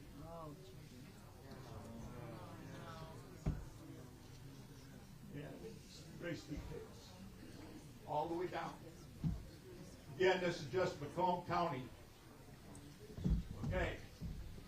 Yes vote for proposal 3, no vote. If you look at, again, the bottom line, on election day, the yes vote received 105,000. The yes vote on election day, whoops. No one yeses that. Yeah, no is over here. Okay, and 112,000. On election day, did that pass? No, it didn't. Look at the AVs. AVs. Yes votes, 100,000. No votes, 55,000. Does that number sound familiar? 55,000 and 100? Okay, there's something wrong here. Okay, and also the flipping of our legislature and our Senate. There's something wrong there. Can we go back again? Daniel? I don't want to bring up, I hate to bring it up, but I want to look up district, state rep, 58. Okay, so I just do that because I'm familiar with Dave Shannon and Michelle. We always load in the same percentage. Oh, yeah, that's right. Okay, all the way down to the bottom? Oh, it is. Okay, if you see redistricting, what did that do to us? You used to have all Sterling Heights under Nate Shannon, just about. I think he might have had some of Utica. Okay, but we turn around, Nate Shannon, the Democrat, Michelle Smith, the Republican. We look at on election day, 9,082 votes for Shannon, 11,949 for Michelle. Who won? Mm-hmm. Michelle. Then we woke up the next morning. Now they've counted Nate Shannon, 9,040 votes. 5,000 for Michelle. Look at the totals. 18,000, 17,000. Who won? Mm-hmm. Now what? Now I don't know. I'm going to be trying to get over with Tony Ferlini. Good luck. Yeah, I know. He used to be a friend. Yeah, he used to be my friend too. But anyway, I just wanted to bring this to people's attention. This is, we talk about fraud, and like I said, this is a Pat Colbeck moment. in order for that to happen like that, same thing happened to me last year. I ran for mayor of Sterling Heights. We had 6 of our people running for city council. Same thing happened. Exact thing. We went to bed going, at least 3 of the council people and myself won the election. Woke up the next morning, we all lost the election, and all of the existing people got back in. Yeah, like they did. So it's in the system. It's not, I'm nonpartisan, okay? So it's not about me, it's in the system. It's about control. It's all about control. And you can go to Macomb County election results. You can pull all these things up and look for yourself. Diane, I don't know if you've gone through this, but we got to do something, folks. We got to do something. Yep. Amen. New leadership. I understand that. There's a leader right here. That's right. I want to sit down and talk with you too. Okay. Thank you, Ken. That's it. We did all that in 44 seconds. By the way, there's an election results sheet floating around here for governor and lieutenant governor. If somebody accidentally picked it up, I would appreciate getting it back. What? No question. Any other? Yeah, Fred. No, and I know Prop 2 is the same thing. When did he fill it out? We gave the same numbers, everything. Prop 2 did do that. They're going to put that in the Constitution. It's not right. He lost one of his documents. How are we going to defeat another battle? Fred's the last one. Fraud is that will remove Fred's the last one. Ken, What? Yeah, Pardon me? question. I hear over and over on different podcasts that the U.S. military generals are on this. Yes. And they're going to bring a case, and it's all going to be taken care of because it's the machines made in China. Is there any chance? I don't care. I care about Macomb County. Well, is there any He chance? couldn't possibly know. No one knows for sure. Yeah. Yeah, nobody knows for sure. So anyway, we have one more announcement, Fred. I'd like to get this one. 2-3 minutes. Quick, just a couple sentences here. On top of what Ken said, did you see Democrats campaigning? No. Did you see them at the election precinct? No. We had the turnout. They had the ballots. We're chasing votes. They're chasing ballots. Read Prop 2. It's legal to chase ballots now. If we're still chasing votes 2 years from now, we're going to hear the same story and it's going to be worse. Yep, it's true. So anyway, that's all our speakers and announcements. Any questions? Anybody? Since Prop 2, do we have any chance at all of ever winning again after Prop 2? No ID. Anybody can walk in anytime, anywhere, and cast a vote. So I'm going to start at 7 a.m. I'm going to go to every precinct I can until 8 o'clock, and I'm going to be Jane Doe, Jane Smith, Jane Jones, Jane everybody. So why can't we play their stupid game? You sound angry. Any other questions?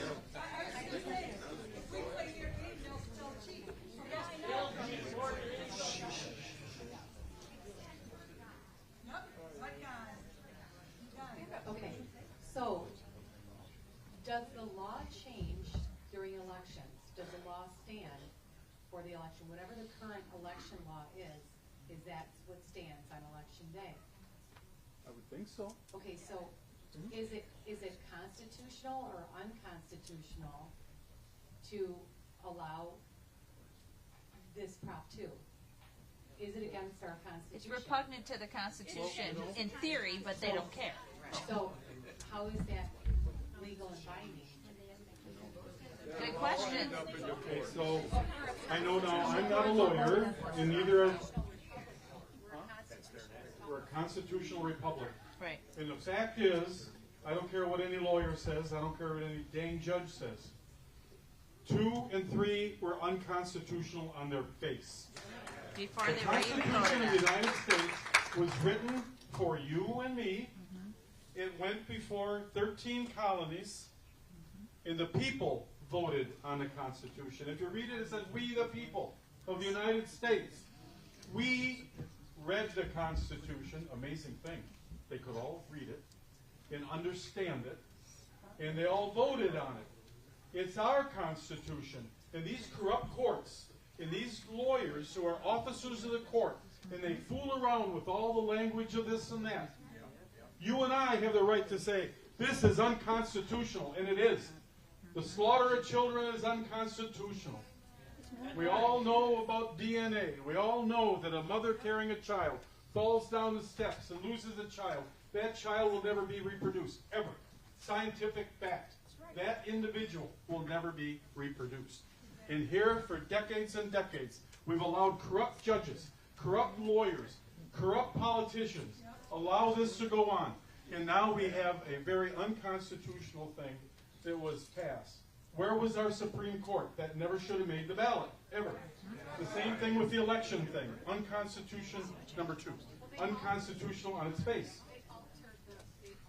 Isn't it up to us to do something? We have to put pressure on these people, and somehow we have to make sure they understand that we pick them out one at a time.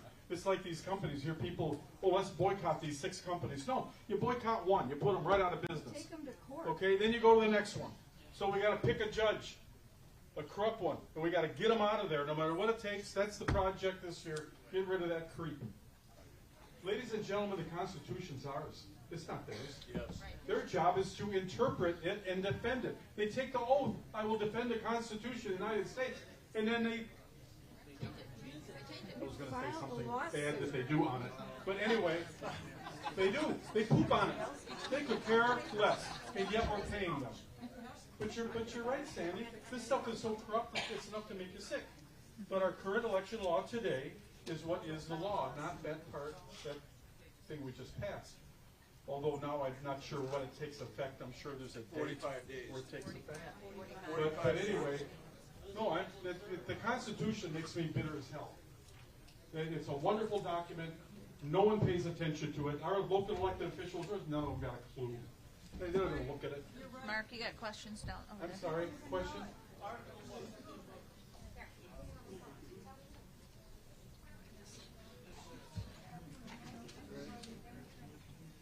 U.S. Supreme Court in 1997, Foster versus Law, ruled 9-0 decision.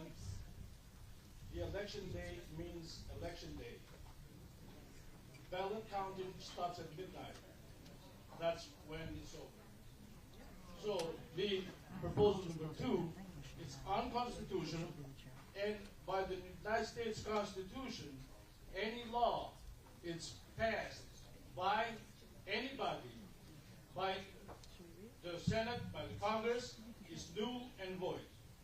Now this decision in 1997 by 9-0 by the Supreme Court, United States Supreme Court, that actually void this proposal number 2. Now, what are we going to do? We just make a petition and go after, so they never can actually pass this proposal number 2. And it's the same thing for proposal number 3. Proposal number 3 is unconstitutional.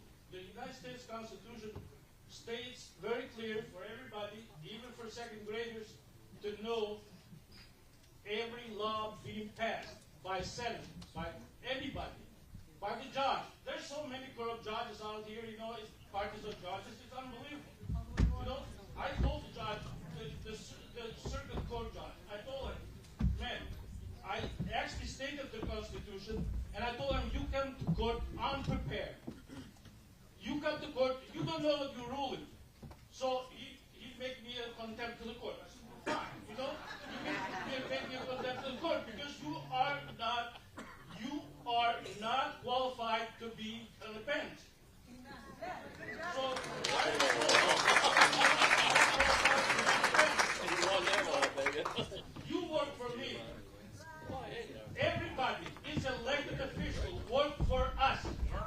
We do not elect leaders, we do not elect rulers, we elect servants. So they have to serve the us. Anybody who doesn't like it can jump on the list.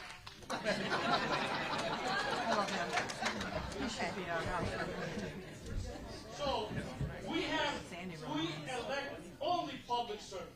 When that be restored, then we have power on our hands. Otherwise, we're just sitting around and talking. We have to act. We have to act. We have to hold every damn elected official accountable. If you do not work,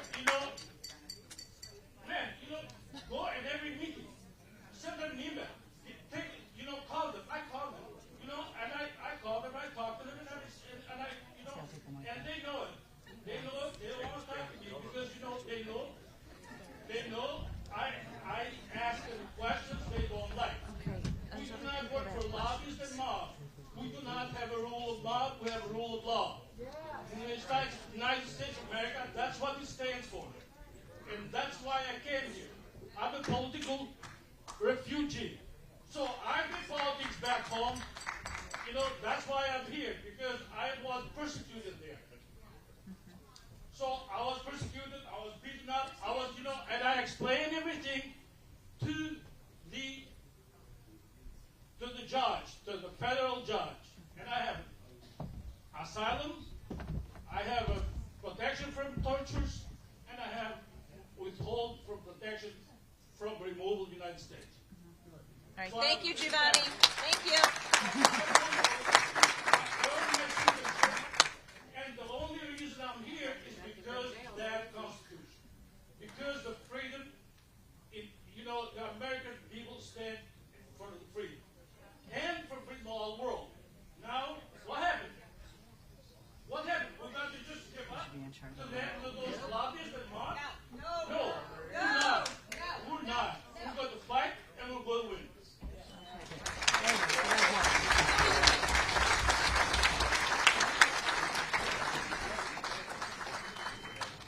I have a question. Now that we know there's been fraud again, and in 2020 nothing happened, so what happens now?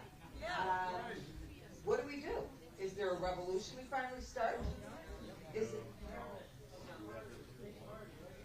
So where do we go? So we know there's fraud. We've seen the fraud. There's evidence with the fraud. Go to a judge, they're as corrupt as anybody, so nothing happens there. So what do we as a people do now that we can't wait a year or 2 or 3 or 4 years down the road? We need to do something now, collectively. There's enough of us to do something. Where's the leadership, and what do we do?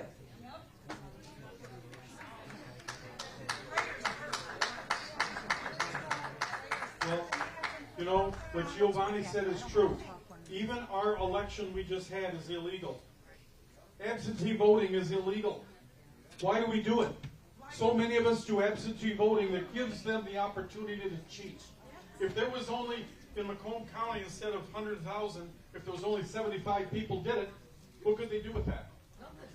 I mean, we got to start considering election day. Now, besides that, like you said, what can we do? It seems so doggone hopeless at this point.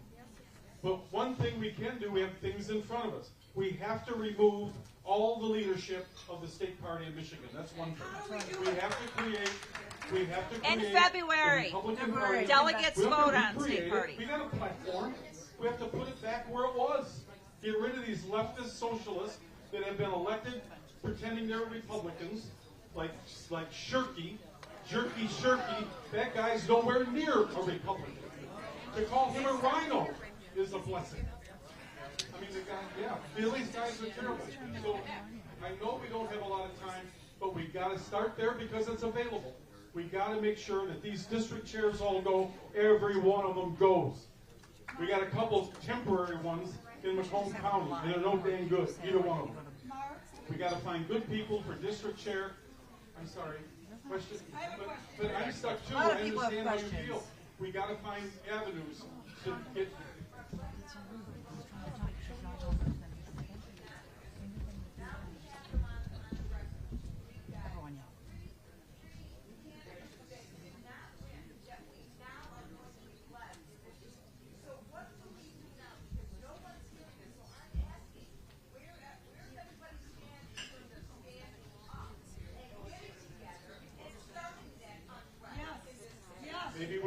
Maybe we should be going to local county commissions. Maybe we should be going to our local township like they do in Shelby and just demand that they do something. And they're going to say, I know the county commission, believe me. Well, you know, that's not our venue. And you know, with it, our job is, no. You stand there and say, you're not getting nothing done today. You're not going to do nothing. But you're going to stand up and you're going to declare this election null and void. That's what you're going to do in Macomb County. Or that's what you're going to do in Shelby. And you're not doing nothing else until you do it. We got to start making demands on these people.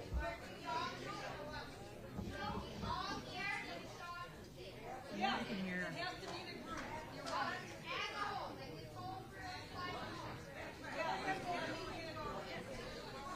I've lost control.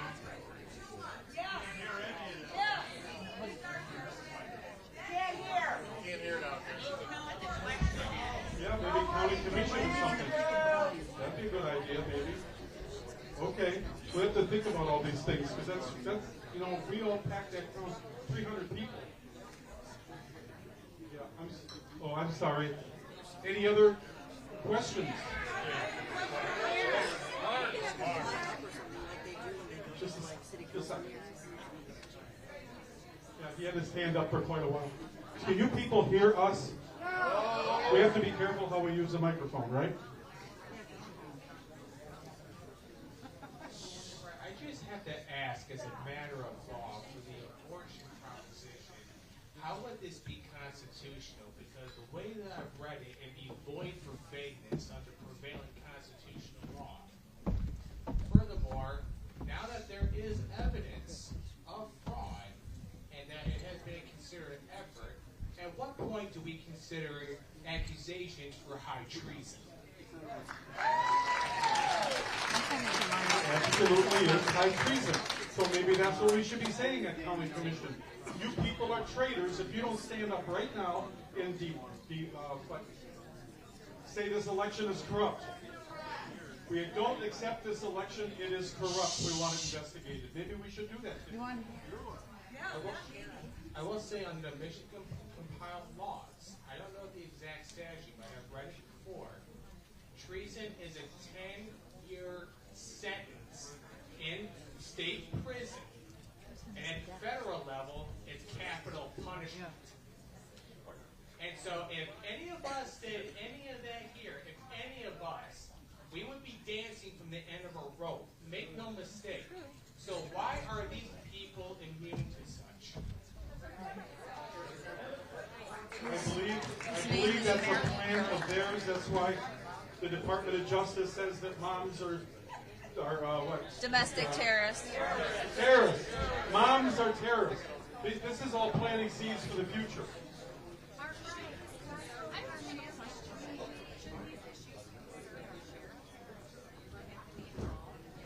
That's right. We'll talk about that in a second. Wait, this guy's been standing up for a while.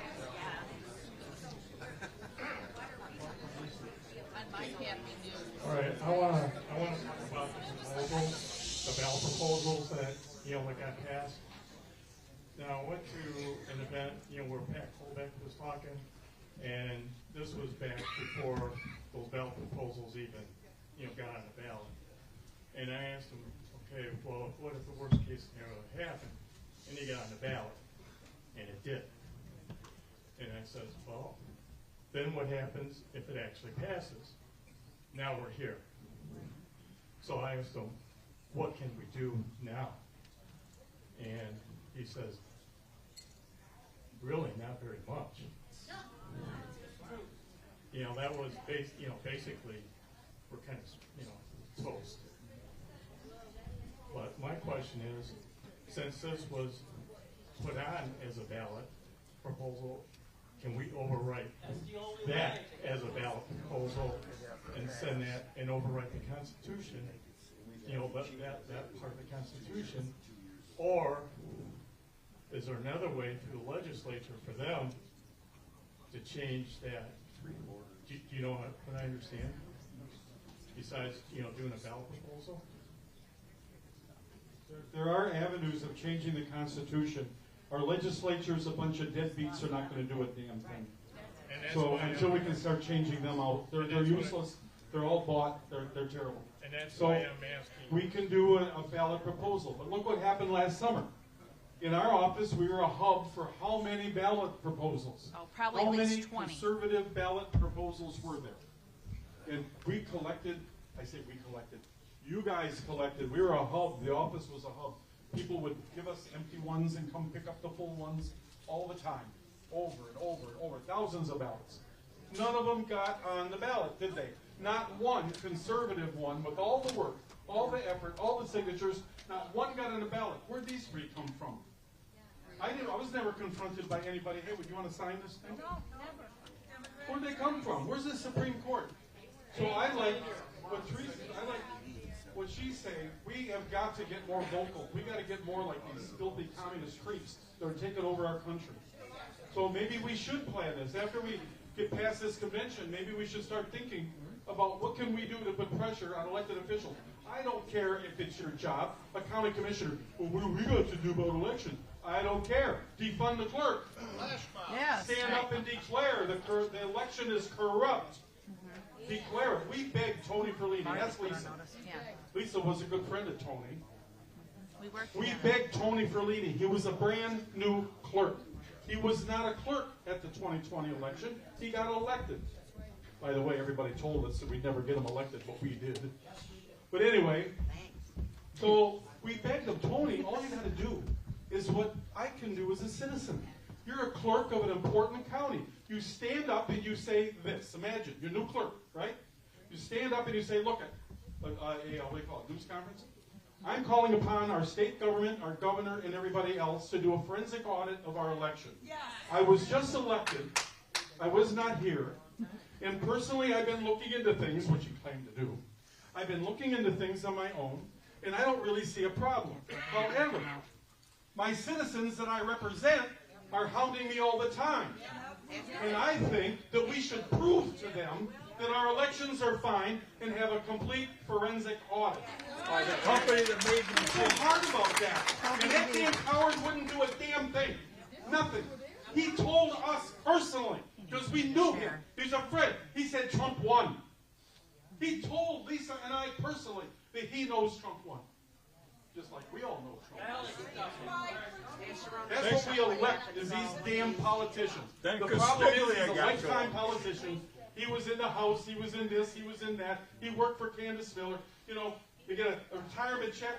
You and I, if you're blessed to get a retirement check, you got to do it for 30, 35 years, but not public officials. Oh no, I'm a county clerk for 4 years, I get a pension. Then I go to the House for 2 terms, I get a pension. Then I do this, ask Candace Miller, she must have 6 of them.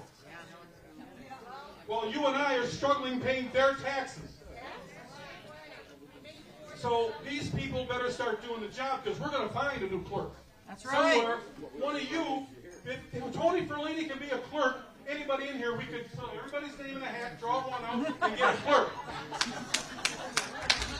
We can, God, honestly. These people are not smart, they're corrupt. I'm sorry, I'm going on. Go, Bart! I just do one thing.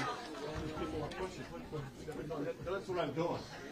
People, we have got to educate. We're 300 strong here at least, right? All right.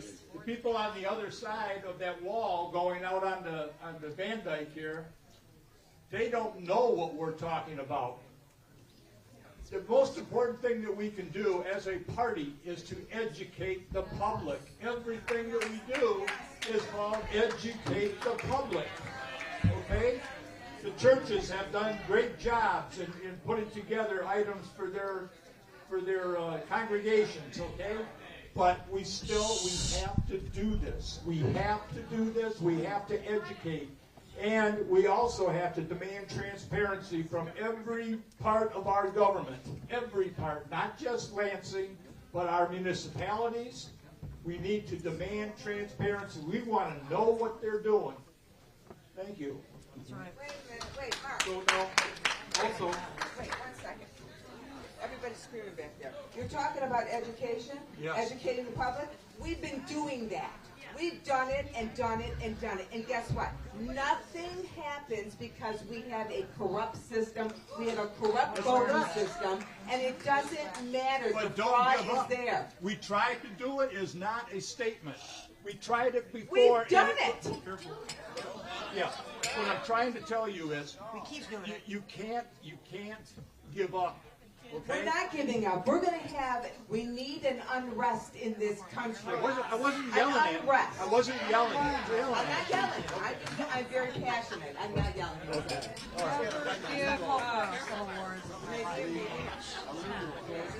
Okay, so the thing is, we got to start confronting these elected. Remember, who's that California whack job running around saying, impeach 45, impeach 45? Yeah. Remember she said she'd get in her face. Don't let them be at peace in restaurants. And I do not agree with all that. Yeah, Maxine Waters. Boy, there's another brain trust. How did she get there? But anyway, we do have to get in their face. I'm not talking about that whack job in restaurants and things. I'm talking about at their meetings. We got to get in their damn face. What are you going to do? You know there's fraud. All the citizens know there's fraud. You know there is. You declare there's not. When are you going to get off your butt and do something? And don't even let them conduct their business. Stay at it, and make them get the police and remove you. And next meeting, do the same thing. Organized flash mob. We know that Tony Perlini don't like bad press. He do not like bad press. Let's give him some. But anyway, before you start leaving, please consider getting a ticket to this dinner. It's going to be a great fun, okay? We've got to do these things. So anyway, it's here. Just quickly, I want to know what happens on that top 3 when some of these kids start dying, or they get injured, bleed out. Are they going to sue the doctors? What do you think? Are they saying they can't? But there's been people who have filed against the COVID for the gym vaccinations and won. In the UK, not here in the United States. But you're going to see a lot of injuries in children once they start these manipulations of hormones and such, because I used to work in a clinic where they did those. Deborah? Keeping the motion. We'll see. Okay, couple more questions. It's 20 to 9. Let's go until quarter to 9. All right. Got a question over here. Let's do one here. Why can't we, as a whole, start now to make a motion for a forensic audit? Start here with all of us and make a ripple effect go out all over Michigan.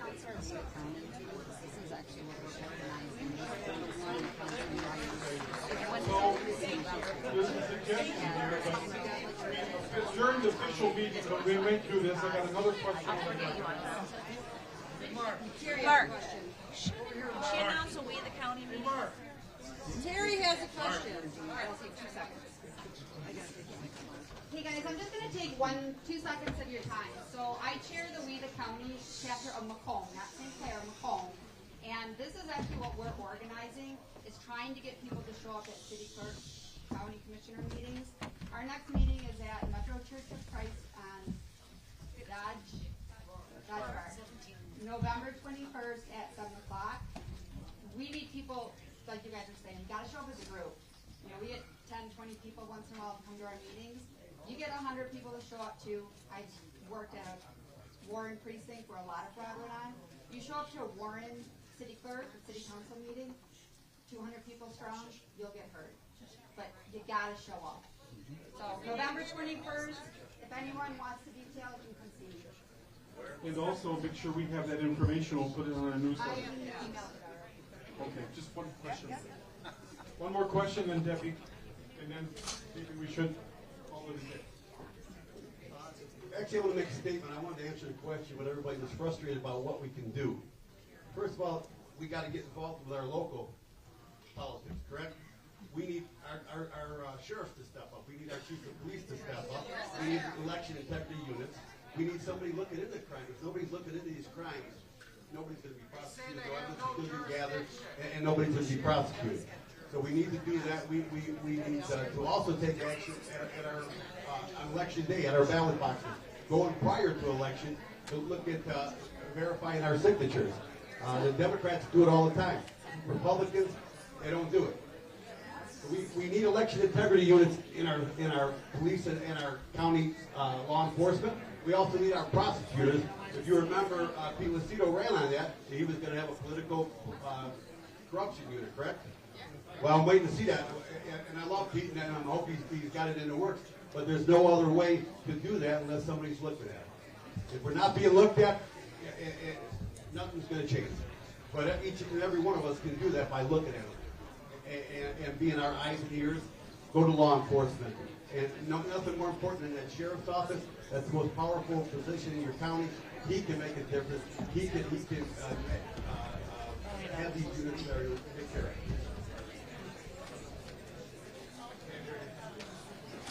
I just want to make one challenge. That's all I got to say. This room tonight, after everything that we've gone through and everything that we believe together, should be doubled or tripled in the amount of people that showed up tonight. Now, this is a wonderful crowd. But when I look at the numbers up there, and all the hundreds and thousands of people that voted in this state, and primarily even in Macomb County, here's my challenge.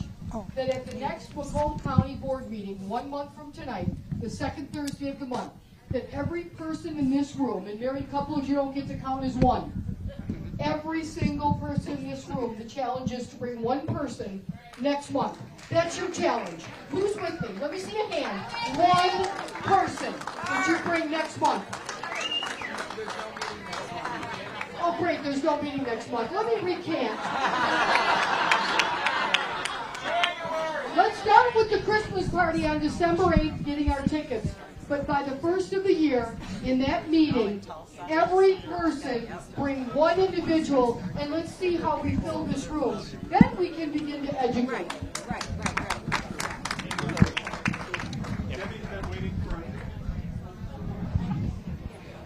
I know that a lot of people are not going to find what I say very appealing, but it needs to be said. Regarding the Proposal 3 and what is going in our schools, what can you do about it? Look up what's going on in your pediatrician's office and how you have to ask permission of your 12-year-old and your pediatrician to look at your 12-year-old's medical records. Parents are so uninformed. What I'm going to do is I'm going to go to the school boards and I'm going to go to the pediatricians. I'm going to say, well, since you feel that you can talk to my child without my permission about changing their sex, changing their gender, about taking birth control, having an abortion, then you better educate them on what that is. So I'm going to demand the full video of the procedure, every form procedure of abortion, K through 12. Because they're showing this crap to our kids in kindergarten through second grade. Let's make them man up, stand behind what they say. They say our kids are old enough to make these decisions on their own and we don't have a right. Well, then you better give them all the information. You damn well better show them ripping that baby apart in the womb. Show that to my 7-year-old, to my 9-year-old, to my 12-year-old. That's how we're going to educate our kids, right? That's how we're going to do it. Hold them accountable. They can't have it both ways. They can't play both sides. Go to your pediatrician. I want you to show my child a video of an abortion, a late-term abortion. Well, you're saying that I can't have, they don't even have consent to have one, so you need to educate them on what that looks like. Sounds god-awful, right? It sounds sickening, right? Put it back in their face. Demand accountability.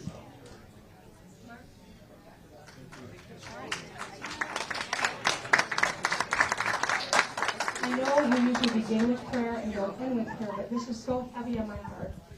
I've been claiming 2 Chronicles 7:14, which says, if my people who are called by my name will humble themselves and pray and seek my face and turn from their wicked wicked ways, then I will hear from heaven, and I will forgive their sin, and I will heal their land. I claim 2 Chronicles 7:14, and I hope you can too, to pray for our land. Amen. So anyway, it's about 4:49. You want more questions or comments? I mean, it's up to you guys.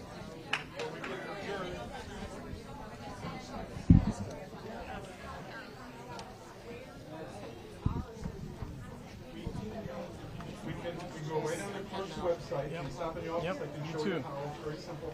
All the precincts are there. It shows you what's empty. And so we can check yours. Your elections. I want to thank everybody for being here. Thanks for putting up with us. You guys are great. We got to work together. I think there's some great. We have to put pressure on these elected officials. We can't just let them get away with this for 2 years. We got to embarrass them, put pressure on them. Thank you for being here. And please consider getting a ticket for that.